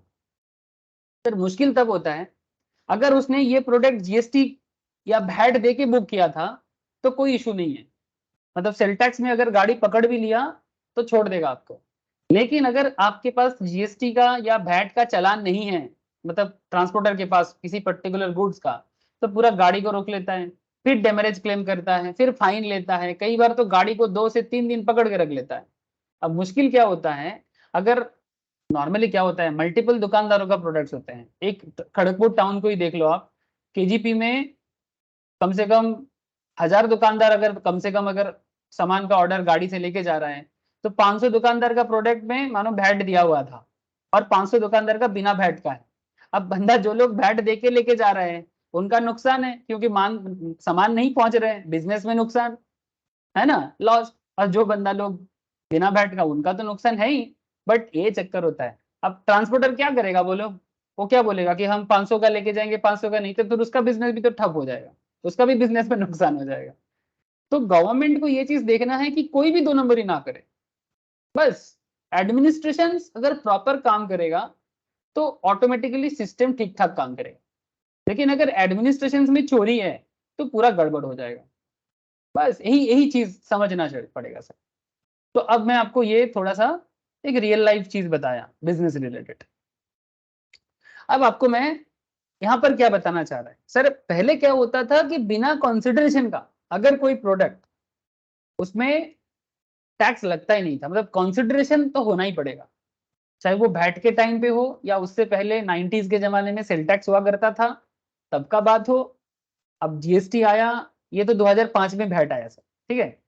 अब वैट के साथ साथ सीएसटी वगैरह भी चलता था, लेकिन मैं थोड़ा इग्नोर कर रहा हूँ सब बात को, ये सब इंट्रोडक्शन में बोला हुआ है। अभी 2017 के बाद से क्या चल रहा है, जीएसटी।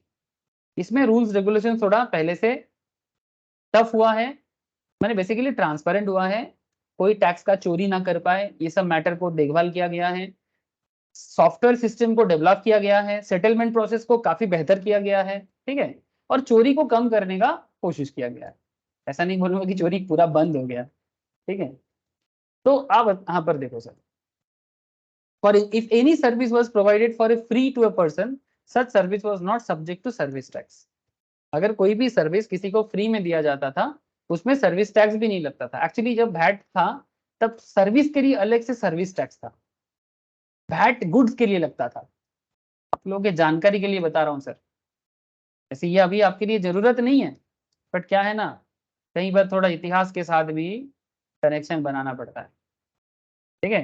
मैंने अपने बारे में जानना चाहिए ना, कोई बोलेगा नहीं मुझे अपने बारे में नहीं जानना है, मुझे अपने फोर फादर्स के बारे में नहीं जानना है सर, तब तो फिर आपका आइडेंटिटी क्राइसिस हो जाएगा, ठीक है। आइडेंटिटी क्राइसिस समझते हो, जो आज पाकिस्तान का हालत ऐसा है, जो आइडेंटिटी क्राइसिस से भोग रहा है सर। आइडेंटिटी क्राइसिस माने अगर आप अपना पहचान नहीं समझ पाते हो तो बहुत मुश्किल हो जाते हैं।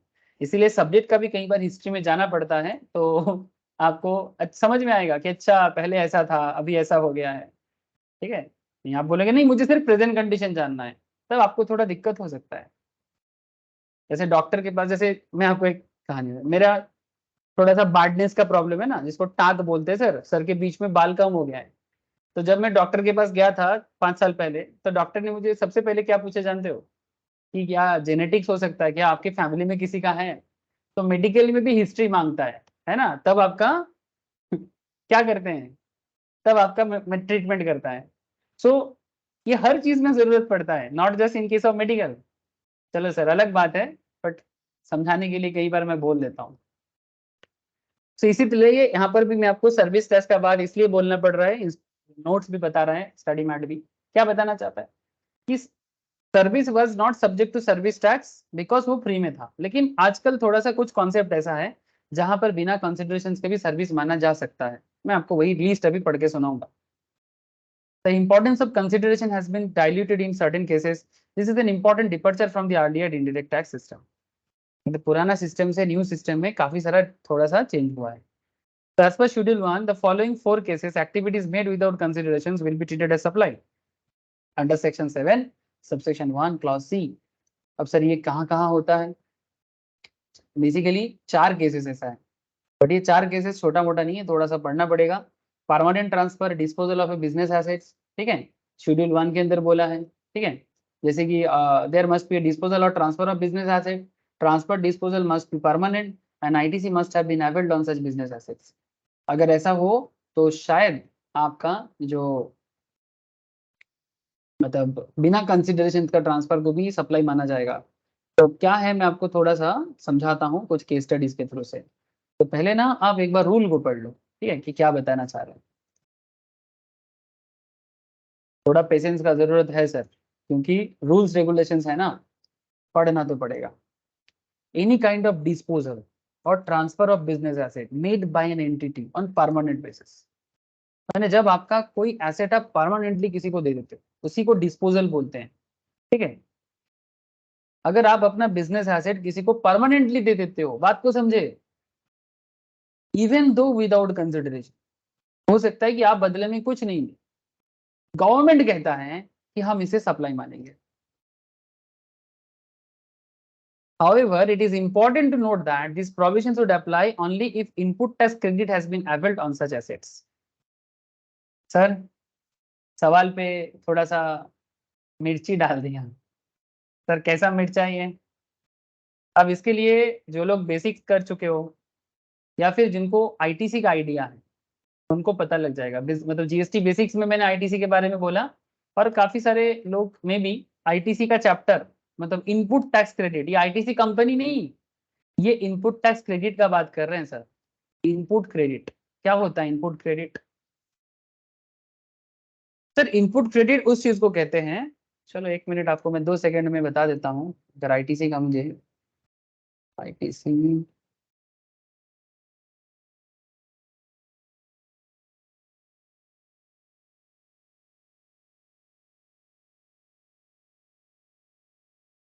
बहुत सारा अच्छा एग्जाम्पल मुझे मेरे पास था, उसको यूज करते हैं ना, अभी आपको 2 सेकंड में समझ में आ जाता है। ठीक है, बोलना पड़ेगा फिर, थोड़ा सा ज्यादा समय देना पड़ेगा, छोड़ो। इतना सा समझ लो सर कि अगर आप किसी को कोई प्रोडक्ट सेल करते हो, ठीक है, सॉरी, पहले आपको परचेस करना पड़ेगा सेल करने से पहले।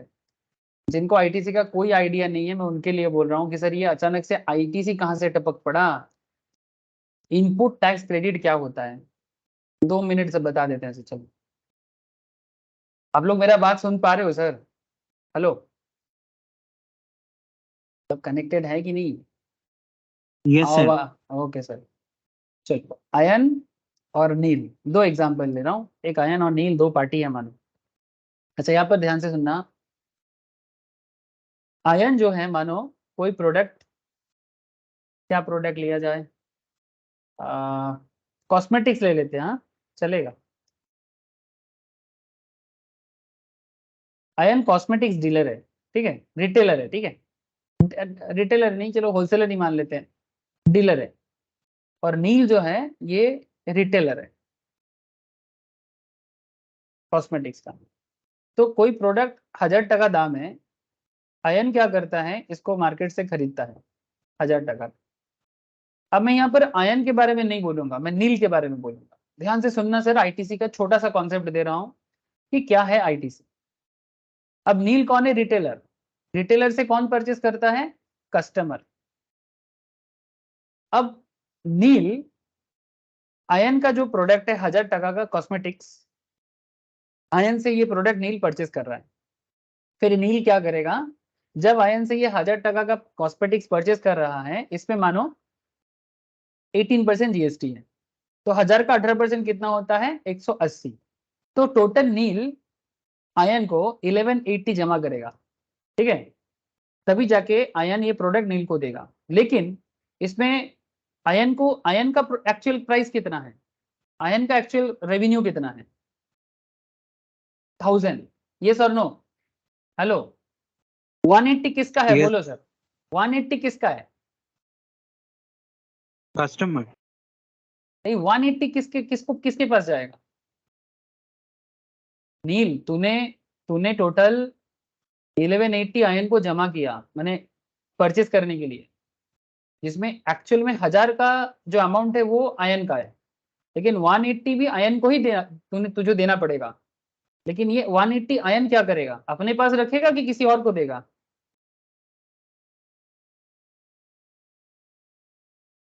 सर ये ओनर 180 को देगा। किसको किसको देगा? कंज्यूमर। अरे नहीं रे भाई, सरकार को देगा रे। ये 180 तो टैक्स है, 18% को तो 180 जीएसटी। नहीं समझा नील? बोल। यस सर, यस सर, বুঝতে পেরেছি। अब ध्यान से सुनना।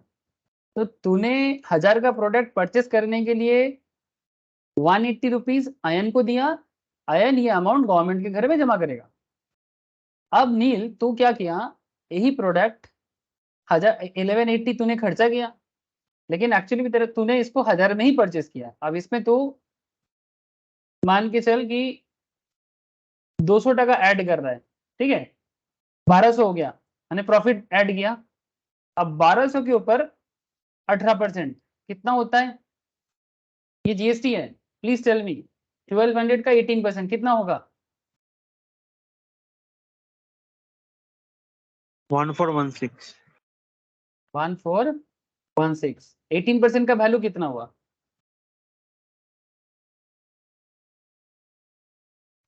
216. 216, ठीक है 216। अब तुम कस्टमर से कितना कलेक्ट करोगे? कस्टमर नील को कितना पे करेगा प्रोडक्ट परचेस करने के लिए? Please tell me sir, customer Neel को कितना पे करेगा? 1416, ठीक है। लेकिन अब यहाँ पर एक खेल है सर, ये जो आईटीसी के बारे में बात कर रहे हैं ना, एक्चुअली इसका पूरा डिटेल्स चैप्टर है, मैं वहां पर डिटेल्स में बोलूंगा, लेकिन क्या है ना, कह दिया तब बताना पड़ रहा है। तो 216 जो है ये नील का टैक्स लाइबिलिटी है ना। एक्चुअली ये कस्टमर का क्या है ना, कस्टमर को तो पूरा अमाउंट ही देना पड़ेगा, लेकिन नील ये 216 1200 तो उसके पास रहेगा, और 216 एक्चुअली नील का नहीं है, 216 नील को गवर्नमेंट को देना पड़ेगा।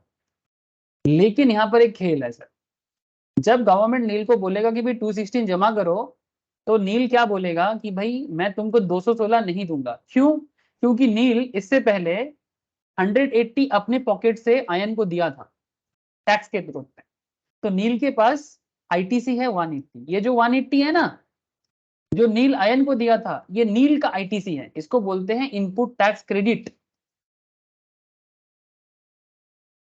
तो जब गवर्नमेंट नील को बोल रहे कि भाई तुम 216 जमा करो, तो नील बोलेगा कि हाँ ठीक है जमा करेंगे सरकार, बट मेरे पास, हाँ बोलो, रुको सरकार, रुको सरकार, ठीक है, मेरे पास 180 का क्रेडिट है, ठीक है, मेरे पास 180 का क्रेडिट है। ये क्रेडिट वो ले सकता है, ले सकता है कि लेगा, बाकी चर्चा तो मैं आईटीसी डिटेल्स में बताऊंगा आपको, और भी खेल है।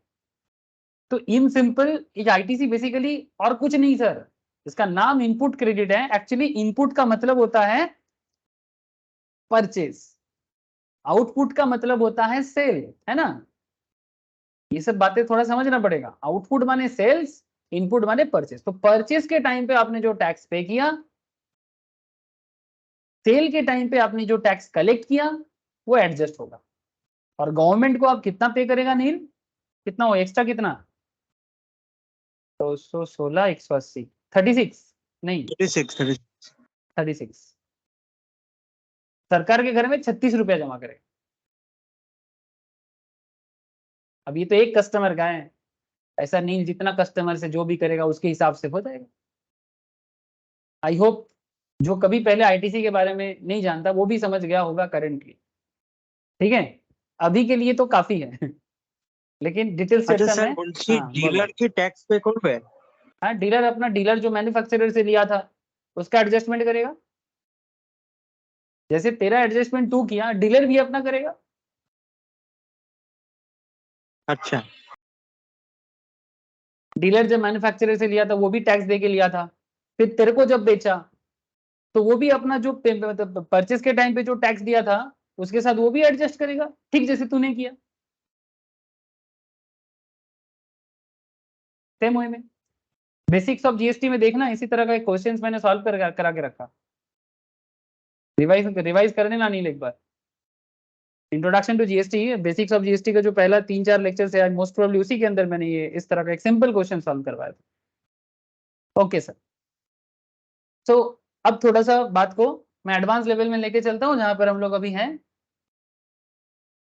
क्या कहता है सुनो, समझो पर फिर समझोगे।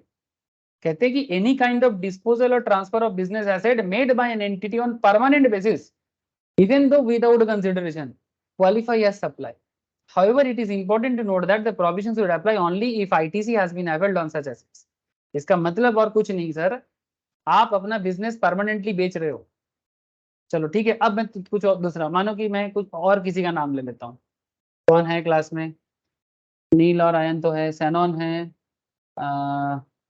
कोनिका, कोनिका और सैनॉन के बीच में कर लेता हूँ, चलो।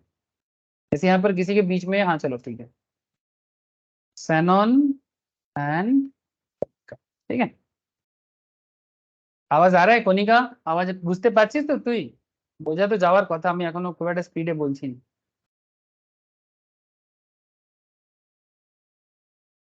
ओके ठीक है, देखो सैनॉन और कोनिका के बीच में एक ट्रांजैक्शन हो रहा है। क्या ट्रांजैक्शन हो रहा है? सैनॉन अपना बिजनेस परमानेंटली कोनिका को दे रहा है विदाउट एनी कंसिडरेशन। मैंने बदले में सैनॉन कोनिका से कुछ नहीं ले रहा है, ठीक है, तो जस्ट दे रहा है, दोस्ती की खातिर ही मान के चलते हैं। लेकिन गवर्नमेंट कहता है कि सर ये तो फ्रीली दे रहा है, अपना बिजनेस फ्रीली दे रहा है, इसको डिस्पोजल बोलते हैं या परमानेंट ट्रांसफर बोलते हैं। तो बिजनेस फ्रीली वो कनिका को दे रहा है। Now the question is that कि सर इसको गवर्नमेंट क्यों सप्लाई मान रहा है? सर ये बात ये it is important to note that the provisions would apply only if ITC have been abled.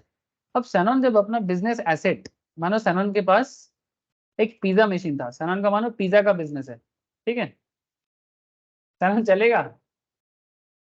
हाँ सैनॉन, हाँ सर।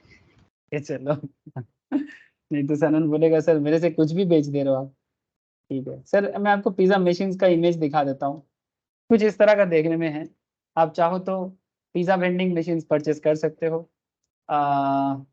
थोड़ा सा ऑटोमेटिक एटीएम की तरह देखने को मिलता है, समथिंग लुक लाइक दिस, ठीक है, कुछ इस तरह का। 2-2.5 लाख दाम होते हैं सर मशीन का, ठीक है, देखो कैसे खा रहे हैं। हाँ, ऐसा लोग खाएगा, ऑटोमेटिक ऑर्डर करके दे देगा। तो मानो सैनॉन के पास ऐसा एक पिज्जा का मशीन है, सैनॉन इसको 2,50,000 में परचेस किया था, और जब ये परचेस किया था तो सैनॉन ने इसके ऊपर जीएसटी भी पे किया था। ओके, जो भी इसका दाम था इसमें जीएसटी भी था, तो इसका मतलब अगर सैनॉन ने इसका जीएसटी पे किया था तो और अगर सैनॉन ने इसका आईटीसी अप्लाई कर लिया था, माने इनपुट क्रेडिट को अप्लाई किया था, मानो कि 2,50,000 के अंदर 50,000 जो है वो टैक्स है, ठीक है, तो अगर 50,000 का आईटीसी सैनॉन ने इसके ऊपर अपने बिजनेस में बाकी टैक्स के साथ एडजस्ट कर लिया था जो गवर्नमेंट को पे करने के टाइम पे, तो अगर एसेट में आईटीसी एप्लीकेबल हो गया था, ठीक है, ठीक जैसे अभी मैं आपको समझा रहा था, तो गवर्नमेंट कहता है कि अगर आपने पहले अपने एसेट परचेस के टाइम पे जो जीएसटी आपने पे किया था और उसके ऊपर डिपेंड करके फर्दर आपने कोई सेल किया और उसमें आईटीसी एडजस्टमेंट कर लिया, ठीक है, जैसे मैंने आपको एडजस्टमेंट करके अभी नील का दिखा रहा था, तो गवर्नमेंट कहते हैं तो अगर आईटीसी एबल है तो हम इसे सप्लाई मानेंगे। इतना सा बात है सर, मुझे कितना कहानी किस्सा सुनाना पड़ा आपको, बट मैं आशा करता हूँ कि आपको समझ में आया होगा। बोलो सर। Hello, yes sir. ठीक है, मैंने एसेट परचेस करने के टाइम पे अगर आपने जीएसटी पे किया था तो वो आईटीसी आपने यूज कर लिया, ठीक है, तो अभी इसको सिंप्लीफाई कर लेते हैं। There must be a disposal और ट्रांसफर ऑफ बिजनेस एसेट। क्या क्या कंडीशंस होते हैं? Transfer disposal must be permanent, ठीक है, ठीक जैसे सैनॉन अपना पिज्जा मशीन परमानेंटली कोनिका को दे रहे हैं दोस्ती के खातिर। ITC must have been availed on such business assets, और अगर अगर सैनॉन ने उसके ऊपर आईटीसी एबल कर लिया था, ठीक जैसे नील ने 180 का 180 रुपीज का आईटीसी एबल किया ना, और बाद में सरकार को 36 दिया, है ना, वो आयन ने बोला रुको सरकार मेरे पास आईटीसी है। Exactly sir. So in view of the last condition stipulated above, जो भी मैंने आपको समझाया, permanent transfer disposal of following business assets without considerations will not be covered, ठीक है, within this para and thus will not be deemed as supply. तो there may be some assets जिसको नहीं माना जाता है, लेकिन फिलहाल आप देखो कि किस तरह का होते हैं। तो business assets on which ITC, अच्छा यहाँ पर ये चीज बोला है कि कौन से एसेट्स ट्रांसफर करने में आपको सप्लाई नहीं माना जाएगा। अब आगे ये भी थोड़ा सा पेचीदा बात कर दिया, ये कंडीशंस पे कंडीशंस लगा दिया कि अगर सैनॉन का जो एसेट्स है उसमें अगर गवर्नमेंट पहले से आईटीसी ब्लॉक करके रखा है, ठीक है, अगर उसमें गवर्नमेंट पहले से आईटीसी ब्लॉक करके रखा है, मैंने आप उस पर्टिकुलर एसेट्स का आईटीसी एबल नहीं कर सकते, तो फिर ऐसे एसेट ट्रांसफर को सप्लाई नहीं मानेंगे। बिजनेस एसेट दो eligible for ITC, ITC has not been availed by the registered person, और उसने अगर आईटीसी एबल नहीं किया तो भी हम इसे सप्लाई नहीं मानेंगे। मैंने सिंप्लीफाई करता हूं, ध्यान से सुनना। सैनॉन एसेट ट्रांसफर कर रहा है कोनिका को, अपना बिजनेस एसेट फ्री में ट्रांसफर कर रहा है। गवर्नमेंट ने कहा कि अगर इसको सैनॉन ने पिज्जा मशीन परचेस करने के टाइम पे अगर उसका जीएसटी दिया था और बाद में आईटीसी एबल कर लिया था, तो ये पर्टिकुलर सप्लाई भले ही फ्री में हो रहा हो हम इसे सप्लाई मानेंगे, है ना। लेकिन बाद में एक कंडीशन लगा दिया। क्या कंडीशन लगाया? कि अगर सैनॉन का जो पिज्जा मशीन है, अगर गवर्नमेंट ऐसे तो पिज्जा मशीन्स में ऐसा कोई बात नहीं है, बट एक लिस्ट है जहां पर आपको बता देंगे सर आईटीसी ब्लॉक्ड होते हैं, ठीक है। तो आईटीसी ब्लॉक्ड वाला कोई एसेट अगर सैनॉन सप्लाई कर रहा है कनिका को, तो फिर इस केस में उसको सप्लाई नहीं माना जाएगा, बिकॉज जिस पर्टिकुलर एसेट में आईटीसी ब्लॉक्ड है, अगर सैनॉन ऐसा पर्टिकुलर एसेट कोनिका को सप्लाई कर भी देगा, तो गवर्नमेंट के रूल के हिसाब से उसको सप्लाई कैसे मानेंगे, क्योंकि गवर्नमेंट कहते हैं कि आईटीसी अवेल करना चाहिए तभी सप्लाई मानेंगे। एंड दूसरा पॉइंट बता रहा है, बिजनेस मानो कि पिज्जा मशीन्स में आईटीसी अवेल करना एज पर लॉ ठीक ठाक है, बट जो रजिस्टर्ड पर्सन है, मैंने सैनॉन, अगर सैनॉन ने आईटीसी अवेल करना भूल गया तो, या फिर यूज ही नहीं किया, ऐसे उसका भी एक कंडीशन है। अगर कोई डिप्रिसिएशन यूज कर लेता है तो मतलब कैपिटल एक्सपेंडिचर में, मैंने जो एसेट वगैरह में अगर कोई डिप्रिसिएशन यूज कर लेता है तो आईटीसी यूज नहीं कर सकता है, ऐसा भी कंडीशन है, ठीक है। तो कई बार ऐसे होते हैं कि आईटीसी अवेल नहीं किया कोई कैपिटल एक्सपेंडिचर्स, क्योंकि मशीन्स वगैरह एसेट्स होते हैं ना, तो एसेट्स में या तो आप डिप्रिसिएशन ले लो या तो आईटीसी ले लो, इसका कंडीशन है, आगे पढ़ाऊंगा सर। तो गवर्नमेंट कहते हैं कि भाई ऐसे केसेस में हम क्या करेंगे, ऐसे केसेस में हम इसको सप्लाई नहीं मानेंगे। तो ये कंडीशंस पे कंडीशंस लगा दिया, जो ब्लॉक्ड आईटीसी है या फिर जो अगर रजिस्टर्ड पर्सन से अगर अवेल ही नहीं किया तो। सर रूल्स तो मैंने आपको बड़ा इधर उधर करके बताने का कोशिश किया, मुझे लगता है कि अगर जिन्होंने कंसंट्रेशन रखा जरूर समझा होगा, जिनका कंसंट्रेशन टूटा है वो थोड़ा दिक्कत में पड़ेगा। कुछ एग्जांपल्स ले लो sir. Dhruv gives old laptop being used in his business to his friend free of cost। अब आसान लगेगा थोड़ा। ध्रुव जो है वो अपना पुराना लैपटॉप अपने दोस्त को फ्री ऑफ कॉस्ट में ट्रांसफर कर दिया। नाउ सवाल ये उठता है, क्या इसे सप्लाई मानेंगे?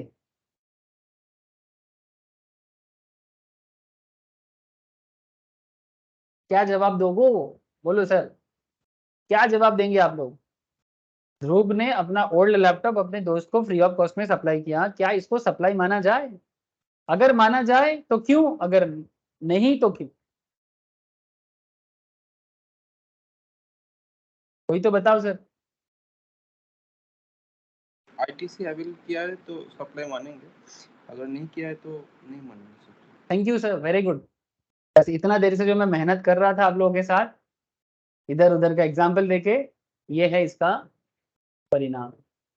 अगर ये थोड़ा सा डिटेल्स हो जाता है, बट मैं आशा करता हूँ क्या ना, कि डिटेल्स बोलने के बाद जब आपको ऐसे छोटा सा चीज पूछा जाएगा तो आपको आसान लगेगा। लेकिन मानो कि इतना सारा स्टोरी ना कह के डायरेक्टली आपको ये एग्जाम्पल अगर दे दिया जाता, तो आप बोलते सर क्यों, है ना। अब वही तो है, क्यों का जवाब के लिए तो इतना माथा खराब होता है sir. Very good sir, very good. तो अगर ध्रुव ने लैपटॉप जब खरीदा था, उसका जो जीएसटी उसने पे किया था, उसके रिगार्डिंग उसको जो आईटीसी अवेल हुआ था, अगर उसने वो आईटीसी अवेल को यूज कर लिया है, तो फिर इस लैपटॉप ट्रांसफर को सप्लाई मानेंगे। और अगर नहीं किया था आईटीसी अवेल, तो फिर नहीं मानेंगे। Dealer of air conditioner permanently transfer the motor vehicle free of cost. Again ध्यान से सुनना, एयर कंडीशनर का डीलर है, उसके पास कोई मोटर व्हीकल है जो फ्री ऑफ कॉस्ट में वो किसी को ट्रांसफर कर रहा है। Now the point is that motor vehicle में आईटीसी ब्लॉक किया हुआ है गवर्नमेंट की तरफ से, यानी मोटर व्हीकल परचेस करके कोई उसका आईटीसी अवेल नहीं कर सकता, ठीक है। अब बताओ क्या इसको सप्लाई मानेंगे? No sir. I hope you understand. बोलो क्यों, क्यों नहीं मानेंगे सर?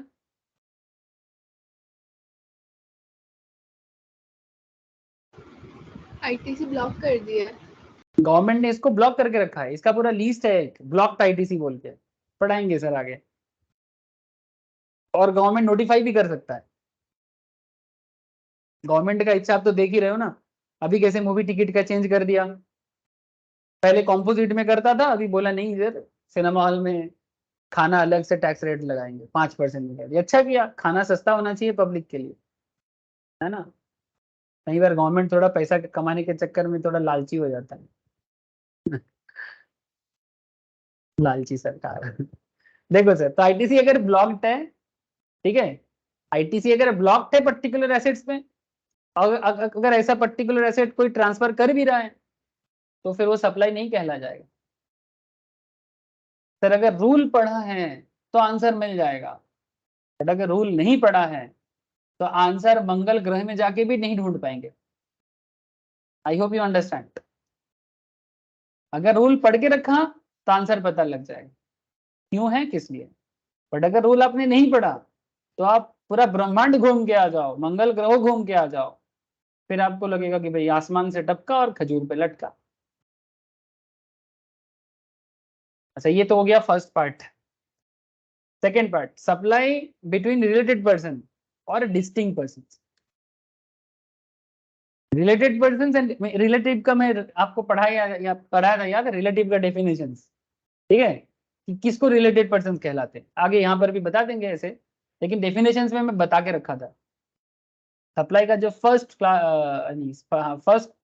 क्लास उसी में मैंने फर्स्ट या सेकंड में मैं बताया था पूरा डेफिनेशन। रिलेटेड पार्टी कौन होते हैं, स्पेशली जो फैमिली के अंदर होते हैं, सेम बिजनेस के अंदर कोई अगर काम कर रहे हैं ऐसा। तो बेसिकली अगर रिलेटेड पार्टी के बीच में कोई प्रोडक्ट ट्रांसफर हो रहा है, सप्लाई ऑफ गुड्स और सर्विस और बोथ बिटवीन रिलेटेड पर्संस और between distinct persons as specified in section 25 will qualify as supply even if made without considerations provided it is made in the course of furtherance of business। बिना consideration का होगा, ठीक है, main बात यही है sir कि बिना कंसिडरेशन का सप्लाई होगा कि नहीं, ठीक है। अगर रिलेटेड पार्टी के अंदर भी हो रहा है या डिस्टिंक्ट पर्संस के अंदर भी हो रहा है तो भी हो सकता है, फर्दरेंस ऑफ बिजनेस होना चाहिए बट कंसिडरेशन नहीं होगा। रिलेटेड पर्सन कौन होते हैं? A person who is under influence of another person is called a related person। माने अगर कोई किसी को इन्फ्लुएंस कर सकता है, ऑब्वियस बात है, जैसे कि फैमिली मेंबर एक दूसरे को इन्फ्लुएंस कर सकता है, एक माता पिता अपने बच्चों को इन्फ्लुएंस कर सकता है ना। एक सब्सिडियरी कंपनी और होल्डिंग कंपनी, माने एक कंपनी के अंदर एक छोटा कंपनी है, ठीक है, जिनको होल्डिंग सब्सिडियरी का नॉलेज नहीं है, आप समझ लो कि एक बाप कंपनी एक बेटा कंपनी। जैसे कि टाटा ने बिग बास्केट को खरीद लिया है, 65% शेयर टाटा का बिग बास्केट में है, ठीक है। तो टाटा हो गया बाप कंपनी, बिग बास्केट हो गया बेटा कंपनी, जिसको लॉ में कहते हैं होल्डिंग एंड सब्सिडियरी, ठीक है। तो subsidiary of A group of company, ये सब रिलेशन में है, ठीक है। अगर किसी का बड़ा शेयर किसी छोटा कंपनी में है तो वो एक दूसरे को इन्फ्लुएंस कर सकता है ना। तो अगर कोई किसी को इन्फ्लुएंस कर सकता है तो वो रिलेटेड पार्टी हो गया। और रिलेटेड पार्टी के बीच में अगर कोई ट्रांजैक्शन होगा, अगर बिना कंसिडरेशन का होगा लेकिन फर्दरेंस ऑफ बिजनेस के लिए होगा, तो गवर्नमेंट कहता है कि हम उसे सप्लाई मानेंगे। जीएसटी लॉ में various categories of related persons have been specified. The term related person has been defined to section 15। The said definition has been depicted by way of diagram. आप diagram देख लो, आपको बड़ा मजा आ जाएगा। और आपको याद भी रखना चाहिए रिलेटेड पर्संस कौन हो सकते हैं। इवन लीगल पर्सन मैंने जैसे कंपनी वगैरह, वो लीगल है ना, नेचुरल नहीं है, लॉ ने बनाया। कंपनी को किसने बनाया? लॉ ने बनाया। कंपनी में कंपनी का सांस नहीं हो, मतलब क्या बोलते हैं उसको, यानी कंपनी ब्रीथ नहीं कर सकता, है ना, सांस नहीं ले सकता वो, ठीक है, नेचुरल नहीं है वो हमारे जैसा, लेकिन फिर भी वो काफी सारा काम कर सकता है। तो such person are officer director of the another business. एक दूसरे के बिजनेस का माने कोई एक, माने मानो कि ए बंदा है, बी एक बंदा है, ए के कंपनी में बी डायरेक्टर है, बी के कंपनी में ए ऑफिसर्स है, ठीक है, रिलेशन में है। Such person are legally recognised partner, partnership form में पार्टनर है legally. Such person are employer and employee. A third person control owns hold directly और इनडायरेक्टली। किसी कंपनी में कोई थर्ड पर्सन कंपनी का टोटल शेयर का या कंपनी का टोटल वोटिंग स्टॉक, वोट होता है टोटल 100% बोर्ड में, अगर किसी का 25% से ज्यादा वोटिंग शेयर है, या कंपनी का टोटल शेयर होल्डिंग का 100% में से अगर किसी के पास 25% से ज्यादा शेयर होल्डिंग है, ऐसे बंदा कंपनी का काफी क्लोज होते हैं, ठीक है, रिलेटेड पर्सन। ऑब्वियसली 25% कोई कमती बात नहीं है, huge amount. One of them control the other, एक बंदा दूसरे बंदे को डायरेक्टली या इनडायरेक्टली कंट्रोल करता है, कहीं ना कहीं दोनों बंदे पे कंट्रोलिंग है। One of them control directly और indirectly the other. Third person control directly indirectly both of them, यानी कोई ए है, बी है और सी है, मानो सी इज द थर्ड पर्सन, सी ए को भी कंट्रोल करता है, बी को भी कंट्रोल करता है, डायरेक्टली और इनडायरेक्टली। पता नहीं कैसे करता है बट कर लेता है। कुछ तो बात है भाई बिजनेस में या फिर फैमिली रिलेशन, कुछ तो है। Such person together control third person, दो बंदा मिलके थर्ड पर्सन को कंट्रोल कर लेता है डायरेक्टली और indirectly. Such person are member of the same family, one of them is the sole agent और सोल डिस्ट्रीब्यूटर और sole concessionary of the other. One of them माने सपोज से for example A और B, या फिर A B का sole agent है, sole distributor है माने एकमात्र, या फिर सोल कंसेशनरी है माने जो कंसाइनमेंट में जो एजेंट का काम करते हैं, ठीक है, ऑफ द अदर। तो कहीं ना कहीं अगर कोई एजेंट प्रिंसिपल रिलेशंस में है, वो भी रिलेशन हो गया ना, तो इसको बोलते रिलेटेड पार्टी। तो एक प्रिंसिपल अपने एजेंट को प्रोडक्ट बेच देगा, ठीक है, सेल करेगा या ट्रांसफर करेगा, सेल नहीं करेगा। मानो ए दिल्ली में है, चलो कुछ एग्जांपल यहीं से कर लेते हैं।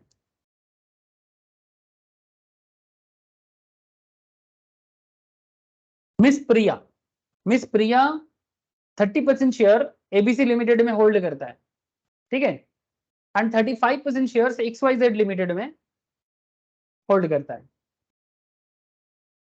ठीक है। Miss Priya hold 30% shares of ABC limited and 35% shares of XYZ. ABC limited and XYZ are related हो जाएगा। माने यहाँ पर बात क्या हो गया, मिस प्रिया कॉमन है ना, प्रिया का 30% शेयर एबीसी में है और प्रिया का 35% शेयर एक्सवाईजेड में है, ठीक है। मैंने वही बात हो गया कि if A equals to B and B equals to C, then A equals to C. ऐसा होता है ना।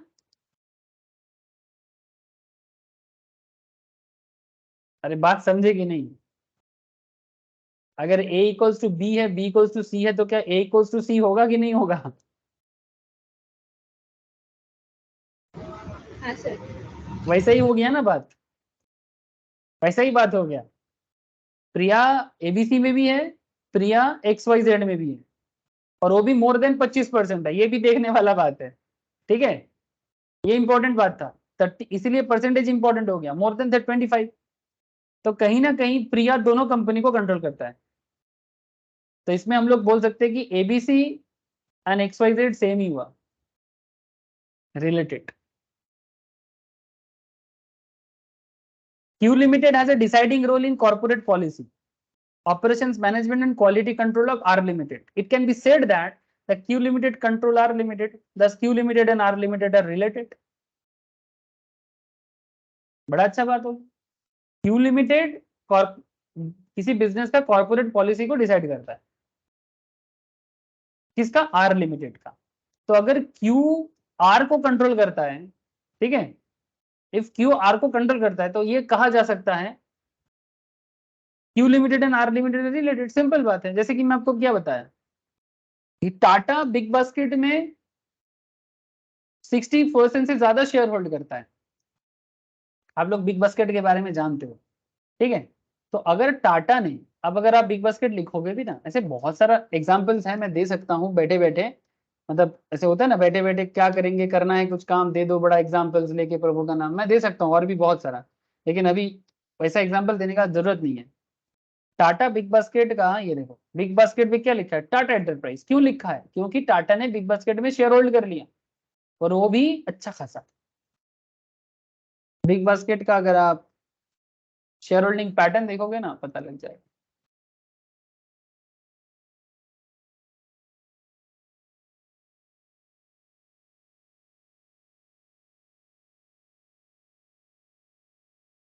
ये Tata group became the owner of the BigBasket in May 2021, जब टाटा डिजिटल सब्सिडियरी, मतलब टाटा का एक सब्सिडियरी है देखो sir, Tata group mainly overall है, ठीक है, जो टाटा ग्रुप के नाम से जाने जाते हैं, इसका एक सब्सिडियरी है, ठीक है,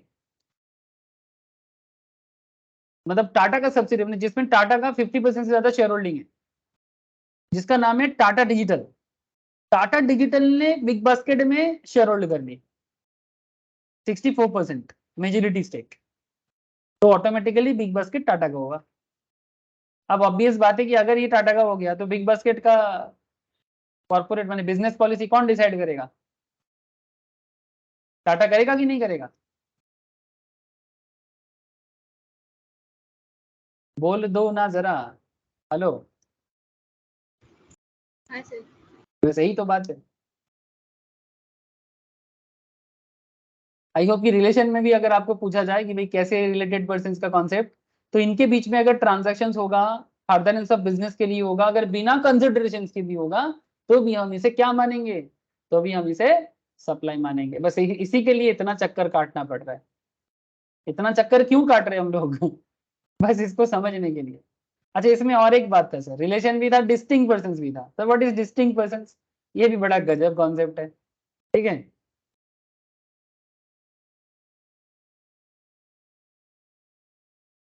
मोहन अ चार्टर्ड अकाउंटेंट, इनका रजिस्टर्ड हेड ऑफिस है दिल्ली में। He has also obtained registration in state of West Bengal. Mohan का एक ऑफिस वेस्ट बंगाल में भी है, जो इसने न्यूली ओपन किया ब्रांच ऑफिस के तौर पे, ठीक है। Now question is that, sir दोनों ऑफिस मोहन का ही है, ठीक है। दिल्ली वाला हेड ऑफिस भी मोहन का है, वेस्ट बंगाल वाला ब्रांच ऑफिस भी मोहन का है। लेकिन आप एक चीज गौर करो, मोहन का जो वेस्ट बंगाल वाला ऑफिस है उसका अलग से रजिस्ट्रेशन किया,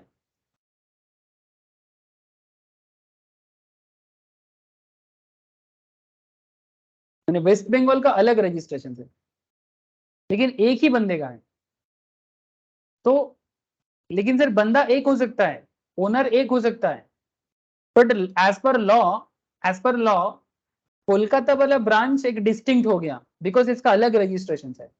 दिल्ली वाला हेड ऑफिस एक अलग रजिस्ट्रेशन है।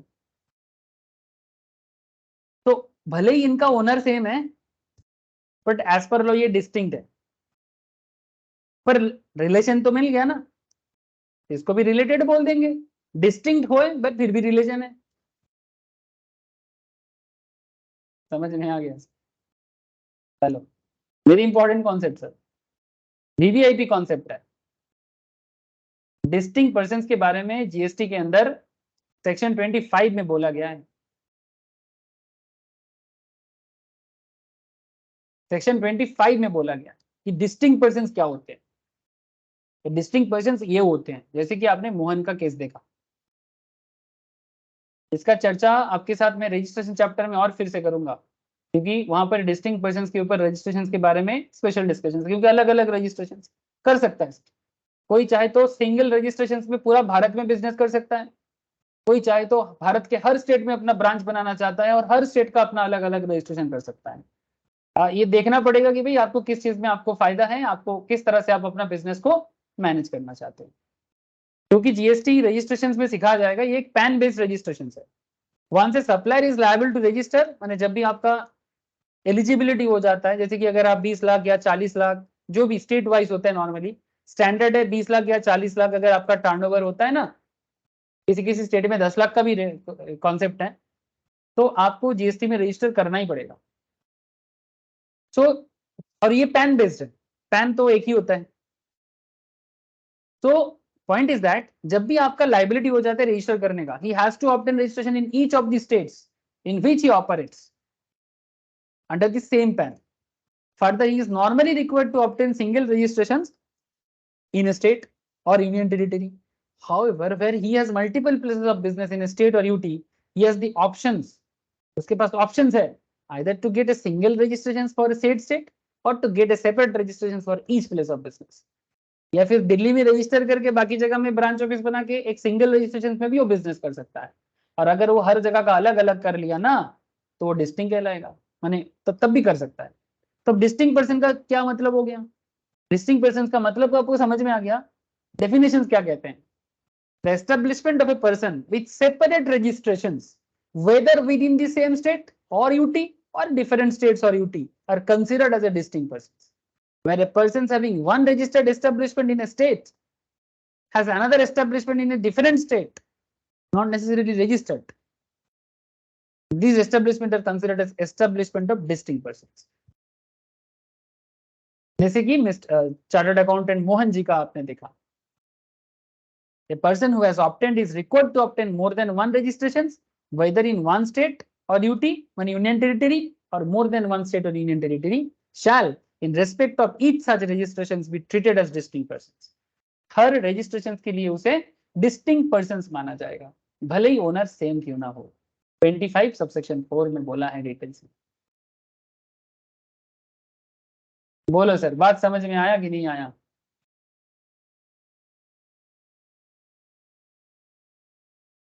अरे हाँ ना बोलो सर, समझ में आया कि नहीं आया?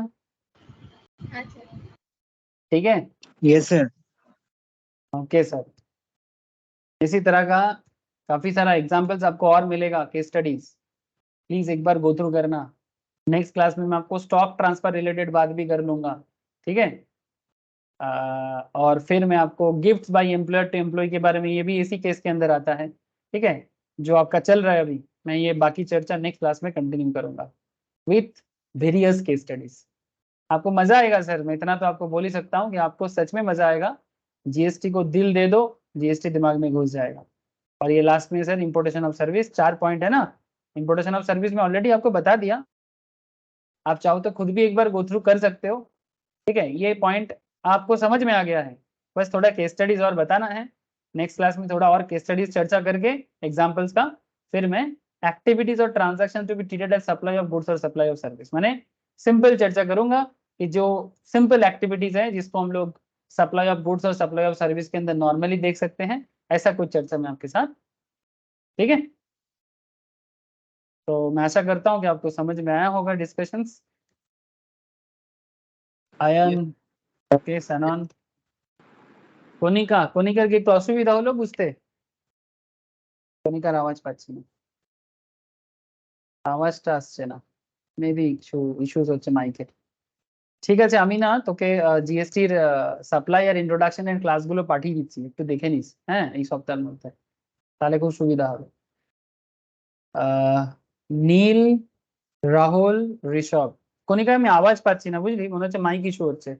তুই কিছু বলতে চাইলে আমাকে হোয়াটসঅ্যাপে লিখবি, আমি বলে দেবো। ओके, अच्छा ठीक है सर, फिर good night. Good night sir. Okay sir, पढ़ते रहो सर, नोट्स कलेक्ट करो और पढ़ते रहो, ठीक है। Thank you sir. Thank you sir.